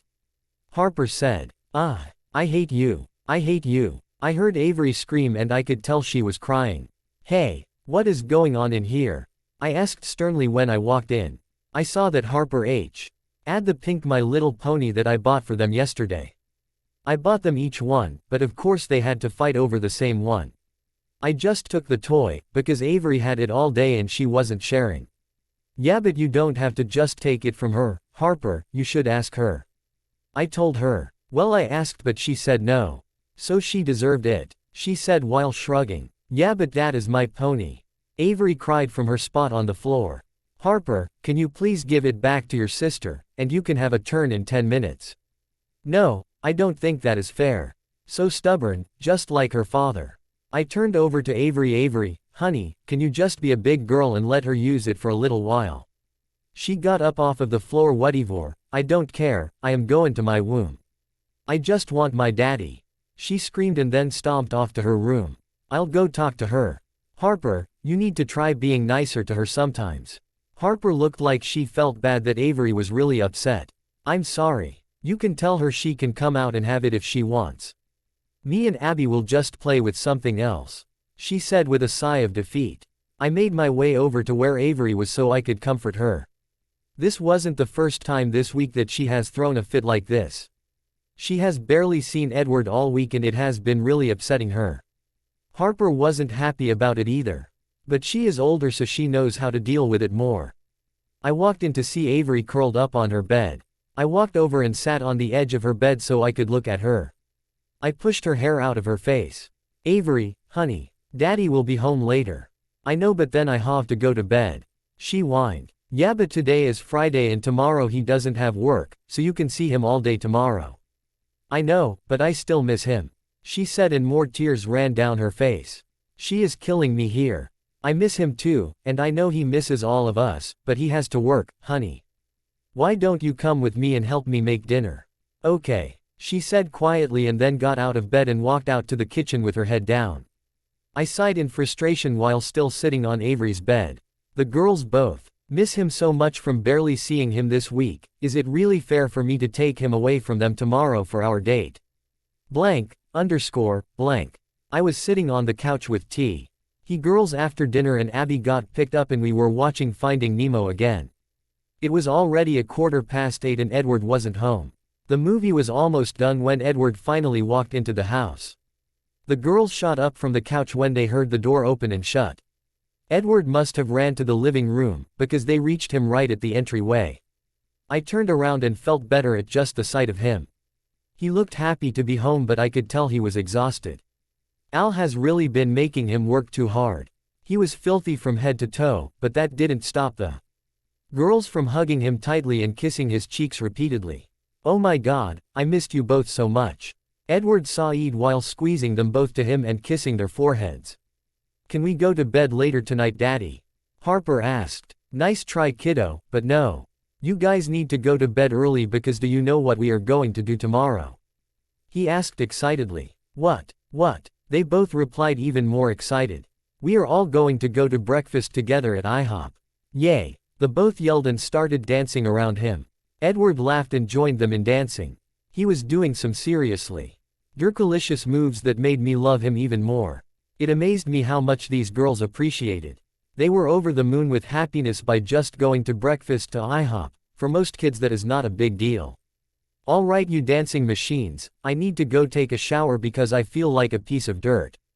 You look like a piece of dirt, Daddy. Avery said with her nose scrunched, causing me and Harper to both crack up laughing.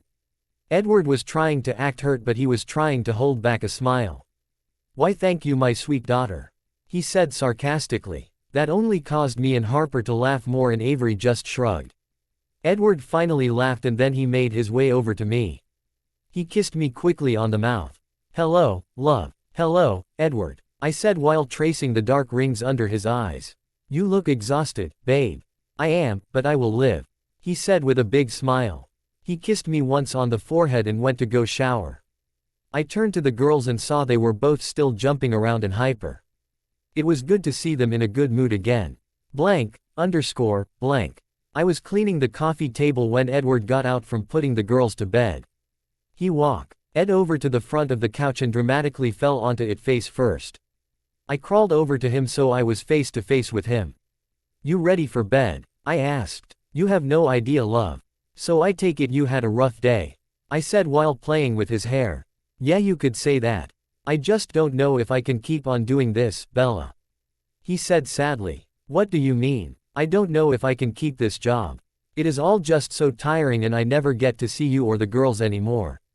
It feels like I work my ass off all the time, and then the money I get in the end seems like it doesn't even really help. There are always bills to pay, and I still can't get out of this apartment." "Edward, you are fully aware that I could help you with expenses, right?" "Yes, I know that, but I would feel like such a piece of shit if I started mooching off of you. I'm not saying I would pay for everything, but I could easily get you out of this apartment. And I wouldn't even have to buy anything. You and the girls could live with me." He smiled wide. "Are you asking for us to move in together?" I thought about it for a minute. "Actually, I am. I practically live with you already, and if you want to get out of this apartment, I could easily get you out of it. Please let me do this for you." He got up from lying on the couch and then pulled me to sit next to him. "I don't know, love. I mean, it's not like I don't want to live with you. Because like you said, we pretty much already do live together, but I just feel like I have to try and get myself out of this on my own." I sighed loudly. I know I was not going to win, at least for tonight. "So what are you going to do about your job?" "Well, I am going to have to keep it at least for a little while, but I was actually thinking about going back to school." My head shot up to his. "Really?" "Yeah, I was talking to Carlisle and he told me he would help me get financial aid and stuff if I wanted to go to college." Carlisle and Edward have both developed a strong friendship in this past week. Avery first met with Esme on Wednesday and it went great. Esme was probably the nicest person on this planet and Avery loved meeting with her. Carlisle and Edward have talked every day since last week, and Carlisle even went to visit Edward at work yesterday. Edward seemed really happy to have become close with him. He told me that he liked that they were connected because of Jack. And Carlisle is always willing to talk with Edward and help him in any way he can. "That's great, babe. Do you know when you are going to go?" "Well, first I have to at least get my GED because I never finished high school, but definitely sometime after that." "That is great," I said, excited that he will get to do something he really wants to do. "What are you thinking about going to school for?" "I was thinking about going for music." That surprised me. I knew Edward played guitar growing up, but I didn't know he was so passionate about music, that he would want to do it as a career. "Wow, I didn't know you liked music that much." "I know, after Harper was born, I didn't really have time to just play, you know. So I kind of just let it go. But there is not a why that goes by where I don't want to strum on a guitar or play on the piano. I really miss it." I lifted my head from his shoulder and looked into his eyes. "Wait, you play the piano?" "Yes, I do," he said with a smile. "Edward, I have a piano at my house. It is really just there for decoration though. I have never even touched it, unless I was cleaning the dust off of it." He looked at me with longing in his eyes. I could tell he was excited. "Really?" "Yes, really. You can go and play it anytime you want, as long as you will let me hear you."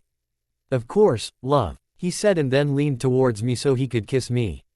"You know, I was thinking about our date tomorrow," he said in a sexy voice against my lips and then kissed me again. "Oh really now, and what about this date?" I asked while wrapping my arms around his neck and pulling him down on top of me. "Well actually, now that you told me about the piano, would you mind if we spent the date at your place? I could cook you dinner and we can watch movies and you know," he said while raising his eyebrows suggestively causing me to laugh out loud and kiss him again. That sounds amazing, but what are you going to make me for dinner?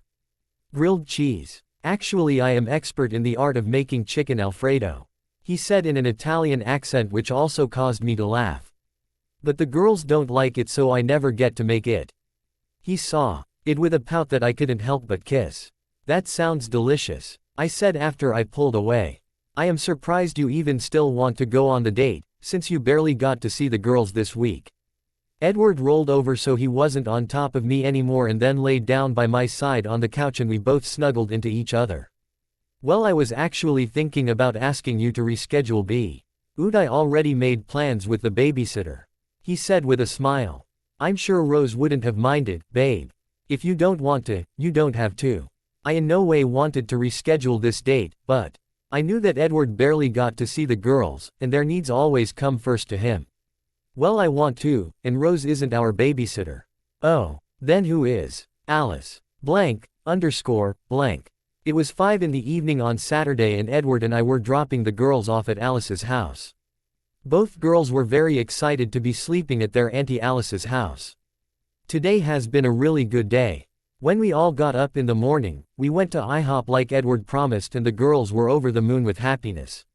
Them being happy, made Edward happy, and me seeing all of I'm so happy made me happy and we were just a bunch of happy people all day. It didn't take long for us to get to Alice's apartment, and when we finally did, both girls were practically bouncing in their seats. We all got out and I led them to where Alice's apartment was. The girls' jaw dropped when they saw the lobby to Alice's apartment building, and were both amazed by the chandelier. Once we got to Alice's door, I knocked once and then the door swung open. Where are my favorite nieces? Alice screamed when she opened the door. I could hear Edward chuckle from behind me, and the girls ran straight to Alice hugging her tightly. Oh, I have missed you too, come in. Come in. Come on Edward and Bella, come in for just a second. Edward walked over to me and grabbed my hand and we both walked into Alice's house. The girls were oohing and ahing at the size of the apartment and all of the high-tech stuff she had in it. We walked into the living room and Jasper was sitting at the couch when he saw us. He got up and made his way toward us with a smile on his face. He came up to me first and gave me a small hug. Hello, Bella. I feel like I haven't seen you in so long, he said softly. Same here Jasper, and I don't think you have even met Edward yet, I said, gesturing to Edward at my side. Jasper, this is my boyfriend Edward, and Edward, this is one of my best friends Jasper. Edward stuck out his hand. Nice to finally meet you, Jasper. Thank you for allowing my girls to spend the night at your house. It is my pleasure, really, Jasper said. We spent 15 minutes at Alice's house. The girls were introduced to Jasper and they both loved him instantly, and I could tell he loved them back. Edward talked Alice's ear off about what the girls like to eat, what to do if they start acting up, and how to help them fall asleep. I could tell Edward was freaking out because tonight would be the first night they will not do their nightly ritual together. So if there are any problems at all, do not hesitate to call, okay? I will answer no matter what, and he was saying for the 5th time. Alice put her hand over his mouth and began to push him out the door. I know, Edward. They will be fine, I promise. She gave me a sideways glance and rolled her eyes. She almost had him out the door, but he managed to stop her. Okay, well just let me say bye to them. He said and then called the girls to say bye. They both ran at him and hugged him tightly at the same time. He held them close and wouldn't let them go. Alice came to stand next to me. Jesus, Bella, is he always like this? She said in exasperation. Give him a break, Alice, this is the first time they have ever slept out without him, ever. He can at least be a little nervous. They seriously have. T had a Sleedward point of viewer before. I mean, even with family members and stuff. She asked in disbelief. No, they haven't, it's really complicated, Alice. I said. I didn't want to sit here and tell her Edward's whole life story. Wow, was all she said. Edward finally let go of the girls and then we made our way to the car. He was quiet while he was driving and I could see the tension in his body language. I reached over and grabbed his hand that wasn't on the wheel. Babe, they will be okay, you know. Yeah, I know, it just feels weird to me to know they are not at home and in their beds.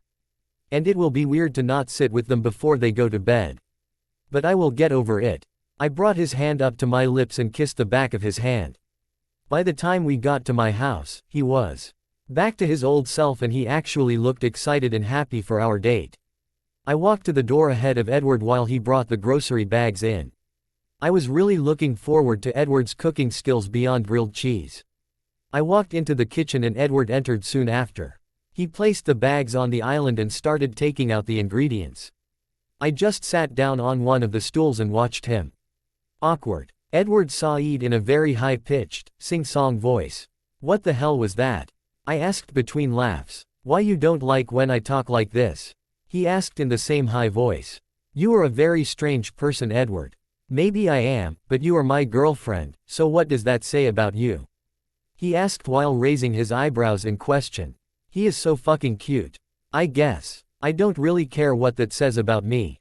Well, that is good. He put a pot of water on the stove and then opened the chicken and began to cut it while I watched. He was humming a random tune and I just sat and admired the view of my sexy and strange boyfriend cooking for me. I walked over to the drawer and took out a knife to help him cut the chicken. I stood on the side of him and took one of the chicken breasts from the bag. Edward immediately put his knife down and took the piece of chicken from my hands. Keep the hands away from my food, woman, he said in a teasing stern tone. Geez, excuse me, Ms. Betty Crocker, I said while holding my hands up in surrender. Betty Crocker bakes, Bella. I like to think of myself as more of a Gordon Ramsay. Okay, well, I am sorry, Mr. Ramsay, I said while washing my hands and wiping them off.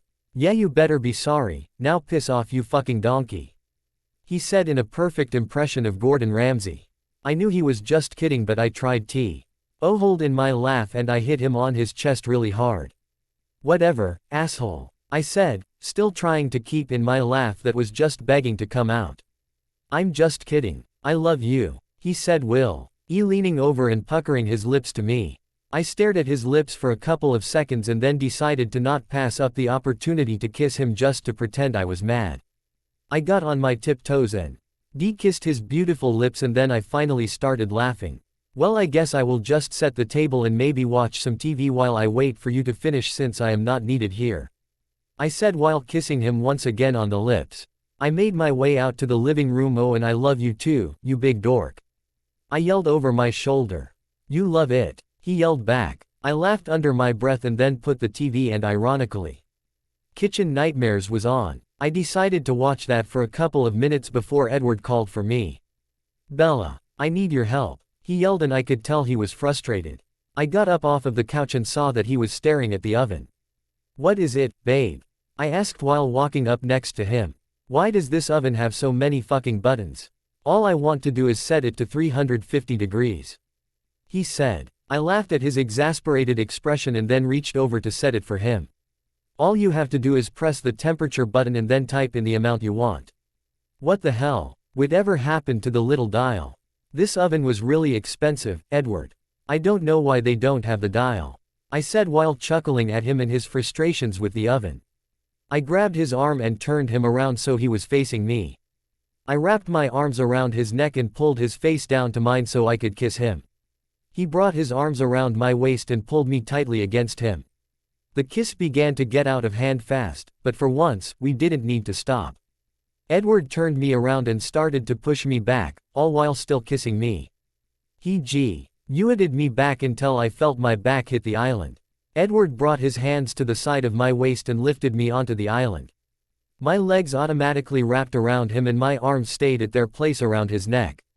The sound of the water boiling over the pan interrupted what was one of the hottest makeout sessions we have had. Edward groaned and let go of me and went to take the cover off of the pan. He left me sitting on the counter trying to catch my breath. He walked back over to me and kissed me again, but only a couple of quick pecks. Later, love, he said in a deep sexy voice. Later could not come fast enough. Blank. Oh my god, Edward, that was amazing, I said after I finished the chicken Alfredo that he cooked to perfection. I am glad you liked it, he said with a beautiful smile. I heard his phone go off in his pocket and he took it out frantically. Hello, he asked worriedly. Oh hello, my love, he said with a huge smile on his face. He talked on the phone with Harper at first and then to Avery. He put it on speakerphone so I could hear all of their exciting stories from their night with Alice. He told them good night and he loved and missed them multiple times, and then he finally hung up. I walked over to his seat at the table and sat on his lap and wrapped my arms around his neck. See, they were fine, they sounded like they were having a blast. He sighed. I know, it makes me feel better knowing they are happy there. I kissed his forehead. So what do you say to playing that piano? He just looked up at me, with an expression a little boy would wear on Christmas morning, and nodded his head excitedly. I got up off of his lap and grabbed his hand to lead him upstairs to the spare room with the piano in it. When we got in, I saw that he looked so anxious. He looked down at me, silently asking me if he could go to it. Go ahead, I said softly, nodding my head over to the piano. Come with me, he said. Andy grabbed my hand so I would sit next to him on the bench. He smoothed his hands over the keys. So do you have any requests? He asked. I gently laid my head on his shoulder. I don't really know many piano songs, babe. Just play whatever you want. He nodded his head and then turned his head to kiss me on my hair. He set his fingers on the keys and then sighed in contentment. It made me ridiculously happy to see him be able to do something he loves. And then he began playing. I couldn't tell you what it was he was playing, but all I knew was that it was beautiful. The song started off a little dark, but in the middle it became happy and loving almost. The whole thing brought tears to my eyes as I watched his fingers gracefully dance across the keys. The song came to a close and I sat there in awe of his beauty and talent. I turned my head and kissed his shoulder. That was beautiful, Edward. What song was that? Well, I call it Harper. He said shyly. I wrote it when I found out Heidi was pregnant. I had so many emotions because of it, and I was able to let it all out with the piano. You really wrote that? I asked. Yeah, it was the last thing I wrote before I wasn't really able to play anymore. He said while looking down at me. He noticed my tears and then brought his hand around to wipe them away. I'm sorry I made you cry, love. He said with a smile. Don't be. I sighed while getting up from the bench and pulling him with me. My hands took their place in his hair and I kissed him passionately. He moaned softly against my mouth and kissed me back. He brought his arms down and picked me up bridal style without breaking the kiss. He expertly made his way out the door into my bedroom. Once we got inside, he gently laid me down on the bed and then gently got on top of me. I brought my arms around his back and began tugging on his shirt. He took his lips away from mine long enough to pull his shirt off and then brought his lips back to mine. I wrapped my arms around his bare torso and moved my hands up and down his back to just feel him. I just wanted to feel him. I pushed him back slightly and then took my shirt off as well. And there was no other feeling in the world than feeling your love kissing you and feeling him, skin to skin. I could feel tears already welling in my eyes in pure elation of finally being able to be with Edward this way. I love you, Edward. I love you so fucking much. I said against his lips. I love you too, Bella. He said breathlessly. And that night, we were finally able to show each other just how much. If you can hear a piano fall, you can hear me coming down the hall. If I can just hear your pretty voice, I don't think I need to see it all. Don't think I need to see it all. Soft hair and a velvet tongue. I wanna give ya what you give to me. And every breath that is in your lungs is a tiny little gift to me. Is a tiny little gift to me. Dead leaves and the dirty ground, by the white stripes. Edward point of view. I sir. Honestly don't think my life could get any better, and that scares me. I had an amazing girlfriend that I love with my whole heart. She is always there for me, and we finally get to spend some alone time together. Every Saturday, Alice takes the girls at her house for a sleepward point of viewer. Alice offered to do it and the girls begged me to say yes. And how could I say no? My girls were happy and excited every Saturday. And me and Bella got to spend a whole evening alone every week. I have 2 daughters that are my whole world. I still have been working late, so I didn't get to see them as much as I wish I could. But they are both doing amazing. Harper and Abby were still best friends and Abby still came over every weekday. I have only seen her a couple of times in the last month because of work and everything. But she really is a sweet little girl. She has become really comfortable in our home and has become really close to Bella. Avery was still seeing Esme every Tuesday and Thursday. And it really seems to be helping her. There have been many nights she came home frustrated from her lessons, but other than that she is doing better. Her speech is still not perfect, but that was suspected and we were just waiting. School started about a week ago, and so far there have been no complaints. I have grown close to both Carlisle and Esme over the last couple of months. Avery especially adored Esme. Esme was a very motherly person and she was always very gracious towards my whole family. Carlisle has become one of my best friends, and we talked every single day. I have also become good friends with Emmett, Jasper, and Alice. They came over sometimes, and sometimes we would go over their house, but Carlisle and I were the closest. I think it might have the connection we have, that is Jack. I also think it is because he has been sort of a father figure to me and is always trying to help me succeed. I still lived in my apartment, but I think I am close to finally feeling like I want to move. Bella reminds me almost every day that her apartment is open for us to move into, and I am finally thinking about taking her up on that offer. Carlisle helped me to set up a day to get my GED. I got it last month and I immediately started applying for financial aid and looking into different colleges I may want to attend. Carlisle wrote me wonderful letters of recommendations and Al also helped. Because of all that has been going on, I have been ridiculously busy all the time, and Bella has been amazing by helping with the girls in every way she can. She still worked at the bookstore, but she was the manager. So she was able to go as she pleased and picked up the girls from school every day. I was excited getting up this morning for 2 reasons. One of them being I was on vacation this week, so I would be able to spend the whole week with all of lovely women in my life. And the second was today was Bella's birthday. I planned on spending the whole day with her since we both didn't have work. And then later on we are just going to spend the day together as a family. We were going to have a big party on Saturday with all of our friends, so today we are just going to relax and celebrate the birth of a woman that has become important to me and my girls. I wormed my way out of Bella's arms after I woke up and made my way to the girls' room. I promised them I'd wake them up early so we could go to Dunkin' Donuts and get Bella a muffin and coffee.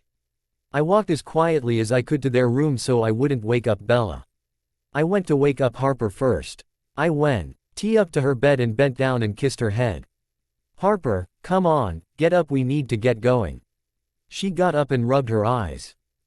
Daddy, I don't feel like getting dressed," she whined as I made my way over to Avery.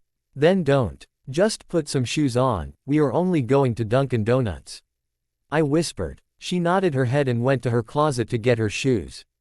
I tried to shake Avery awake. But she is seriously the hardest person to wake up. "Come on, baby, I will buy you some munchkins." I thought that would work, but she just grunted and snuggled further into the blankets. I just sighed and went to get Harper for reinforcement. "Harper, we have a code 20 and it needs to be dealt with immediately." "What will be the weapon of choice, Sergeant?" she asked in a disciplined tone. "I would say pillows will suffice. But be quiet about it." She saluted me and we both grabbed a pillow from Harper's bed and went on different sides of Avery. I looked over at Harper and then nodded my head at her. Then we both went swinging. We both gently hit Avery with our pillows and it took her a while to even start moving around.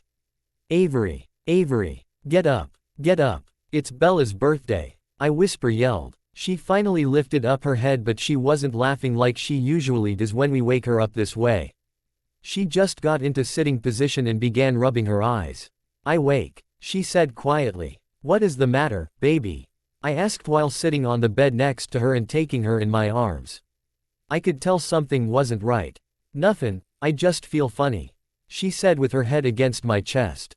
"Does anything hurt?" I asked while checking her head for a fever. There was none. "No, I think I is just tired a little bit," she said. "Well, do you want to go back to sleep, baby?" "No, I wanna go with you guys," she said with a big smile. There was my girl. I bent down and kissed her forehead. "Okay, I will just carry you so you don't have to get dressed. It is going to be hot today though, so you don't need a jacket." She nodded her head and I got up with her still in my arms and grabbed Harper's hand and we made our way to the door. I wrote a quick note to Bella and put it next to her on the coffee table so in case she woke up, she wouldn't freak out that we were all gone. I made it to Dunkin' Donuts in 5 minutes since there is one on pretty much every corner. I ordered a chocolate chip muffin and coffee for Bella. I got the girls a dozen munchkins, and myself a coffee. When we got back, Bella was awake and she was just sitting on the couch. The girls both ran full speed at her. "Happy birthday, Bella," they both yelled at the same time as they both hugged her tightly. "Thank you, girls," Bella said while laughing and kissing their foreheads. "We got you something from Dunkin' Donuts," Harper said excitedly. "You did?" Bella asked, still looking at the girls. I walked over to sit next to them on the couch and put all of the stuff on the coffee table. The girls got off of Bella and ran at the munchkins that I put on the coffee table. I took Bella's muffin out and turned to look at her. "Happy birthday, love," I said while giving her the muffin. A huge smile appeared on her face and she placed the muffin on the coffee table before kissing me. "Ew. Stop it. I am gonna throw up all my munchkins," Avery said, and Harper just looked at us and nodded her head in agreement. Bella and I both pulled away and laughed. Bella grabbed her muffin and began picking pieces off of the top. I reached over and got her coffee for her. I handed it to her and she gave me a quick peck on the lips. "I love you," she whispered against my cheek. "I love you, too," I said, and then grabbed my coffee. So we sat together in the living room and just ate our breakfast and talked and laughed. Like normal families were supposed to do. After we were done, me and Bella dropped the girls off at school and then we made our way back to the apartment. We practically ran up the stairs, and once we were in the house I pulled her to me and kissed her with all of the passion inside of me. She moaned once our lips met and we both began to claw at each other's clothes. Where should we do this?" Bella asked against my lips as I tried to unbutton her shirt. "I don't give a fuck," I said, and she laughed against my mouth and pushed me against the wall. "Let's just say, most of the areas in T. Hat apartment got christened that morning. Blank. Both Bella and I both had big stupid grins on our face as we made our way to the girls' school to pick them up. Once I pulled up, I turned to Bella and kissed her one more time before the girls got back. Yeah, we pretty much made out in the car for about 5 minutes like teenagers, so sue us. I heard the bell ring from the school building.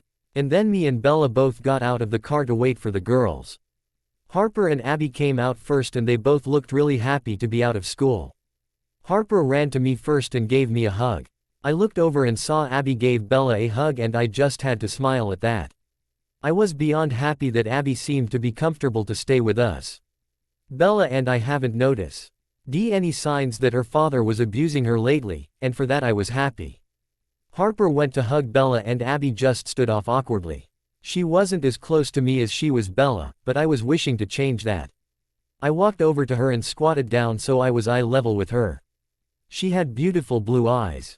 "Hey, sweetie, do you think I could get a hug?" I asked. She nodded shyly and then she threw her arms around my neck.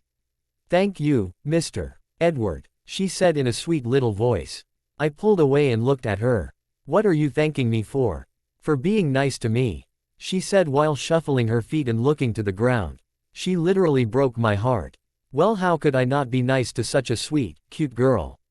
I asked rhetorically and then lightly ran my finger across her nose, ousing her face to scrunch up, and then she laughed. I laughed with her and then got up and held her hand in mine. We all waited for Avery, and Harper and Abby were talking about their day together. I noticed Avery walking out. And she wasn't running out like she usually does. She was walking toward us with her head down. When she finally approached us, she just slowly lifted her hands up to me, silently asking for me to pick her up. I bent down to pick her up, but caught Bella's eyes as I picked her up. She looked as concerned as I felt. Once Avery was in my arms, she rested her head on my shoulder and sighed loudly. I put my hand on her back and began rubbing. "What is the matter, my love?" I asked her quietly. "I feel yucky, Daddy." She whimpered against my shoulder. I tilted my head over so my cheek was on her forehead. And I felt there was still no fever. Bella was already getting Harper and Abby in the car, so I just walked over to the other side of the car and placed Avery in the seat. She must be getting a cold or something and I am not liking that. I hate when my daughters ever get sick.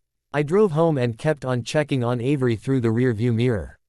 She didn't look sick. She just wasn't being her perky and happy self.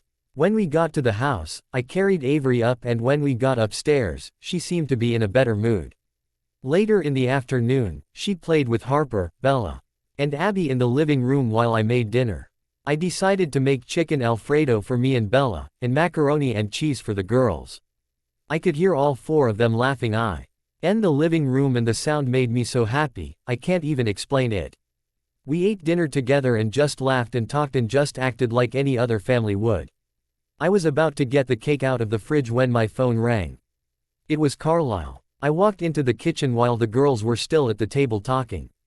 "Hello," I said when I answered. "Well, hello Edward, dear," I heard Esme say over the phone. I smiled. "Hey Esme, what is going on?" "Oh, well, Carlisle actually wanted to talk to you, but I just had a quick question for you." "Okay, shoot. Would it be okay if you dropped Avery off at 5 tomorrow? Instead of 4, I just have a doctor's appointment. And if there is some reason why you can't do that, then I will reschedule the appointment." No, that is fine Esme, 5 is great. I have the week off, so it is all good." "Wonderful. Well, you give those 2 angels of yours kisses for me, and here is Carlisle," she said, and then I heard shuffling on the other end. "Hello. What's up, Carlisle?" "Nothing really, I was just calling to see how things are." "They are great. It is Bella's birthday today, so we are just all spending the day together." "It's Bella's birthday?" Carlisle asked. "What? How did I not know about this?" I heard Esme's voice in the distance. "Yeah, it is her birthday. She isn't really one for attention though, so she didn't really tell anyone. But we are having a party this Saturday and you guys are invited." "Okay, well, you be sure to tell her we said happy birthday." "I will, I promise." "So how have things been going with the school hunting?" I decided to start taking out the cake while I was on the phone, so I held the phone between my ear and my shoulder and started taking it out. "It is good, I guess. I have been doing some research. But I still am not sure what I will go with yet." "Well, you know, if you need help, you can ask me." "Yeah, I know that. Thanks Carlisle, and I would love to talk some more, but I am actually going to get the cake ready for Bella." "Oh, alright, I will see you tomorrow then." We both said our goodbyes and hung up. I put the candles on the cake and brought it into the living room where the girls relocated to. Avery saw me first and her face lit up and she started pointing at me. Bella smiled and blushed when she saw me, and I went to set the cake down in front of her on the coffee table. "We LL sang to her and it looked like she was going to cry. She blew out the candles and we all cheered for her. I wrapped my arm around her shoulder and brought her close to me so I could kiss her forehead. She was definitely crying now. "I love you, Bella," I whispered in her ear. She just looked up at me with her beautiful eyes and kissed me quickly. "Daddy, we all want some cake, so stop kissing Bella and let's go." Harper shouted at me. "Yeah, well, what if I don't want to cut the cake?" I asked like a stubborn child. "Well, if you don't cut it, then how will we eat it?" she asked with her hands on her hips and quirking her eyebrow at me. "Whoa, she got that from Bella." "Like this," I said, and grabbed a chunk of the cake and threw it at her. It hit her right in the forehead and she looked shocked for a second. And then started cracking up laughing. Abby, Avery, and Bella were also laughing hysterically. Harper went to grab for the cake, but I expertly grabbed it out of her reach. I got up from the floor and held the small cake above my head. "And what are all of you laughing at?" I said while looking amongst the 3 people without cake on their face. "Don't even think about it, Edward Cullen," Bella said while getting up and inching herself away from me. I brought the cake down from above my head and took another big chunk and threw it at Bella, also hitting her in the face. "Sorry, old lady," I said while sticking my tongue out at her. She didn't waste any time running at me. She tackled me to the floor and the cake flew out of my hands. She pinned me to the ground and then reached over to the cake to grab a chunk and splattered it right in my face. I growled and I could hear all of the girls laughing, and then I felt little hands smudging even more cake all over my face and in my hair. Why am I always the only guy? I finally got out from under Bella and chased Avery around the couch. She was screaming and laughing, and when I finally got her, I wiped my face on hers. She tried to push my face away while still laughing. Then I turned to Abby and saw that she was laughing so hard, tears were coming out of her eyes. When she saw me look her way, she started to back away. I stalked my way to her and then launched at her and scooped her up in my arms. I then did to her what I did to Avery. Ah, Mr. Edward, stop. That is so gross, she said in between her laughs. Never. You thought you were safe, huh? She just laughed even harder and nodded her head. After I was done effectively making Abby as dirty as the rest of them, I put her down and collapsed on the floor. Man, that is tiring. I can't run anymore. Bella crawled over to where I was on the floor and then laid down next to me. And you called me old. I turned my head and gave her a peck on the lips. I was just kidding. Although, you are older than me, you cougar. She brought her arm around and slapped me on the chest. Shut up, Cullen, she said. Avery and Harper both came over and laid down in the middle of us. I looked over and saw Abby looked hesitant. Come here, Abby, I said while extending my free arm out for her to lie down next to me. She eagerly ran over to me and I put my arm around her also. We all just sat there for a couple of minutes in silence until Bella's phone rang. Hello, she said. Yo, okay, does she know her? Okay, that's fine, just tell her to come to the door. She hung up the phone looking aggravated. Abby's dad, she mouthed to me. I just nodded my head in understanding and held on to Abby a little tighter. Okay, I think we need to clean up, girls. Abby, I think you can use an outfit of Harper's. She just nodded her head and got up and so did the rest of us. Hey, Abby, Bella called. Abby turned around and looked at her. Your dad told E to tell you that his girlfriend is going to pick you up today. I saw a look of panic in her eyes and then she just nodded her head and left to the girls' room.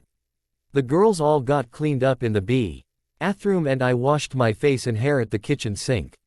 When I was in the middle of drying my face, I heard continuous knocking on the door.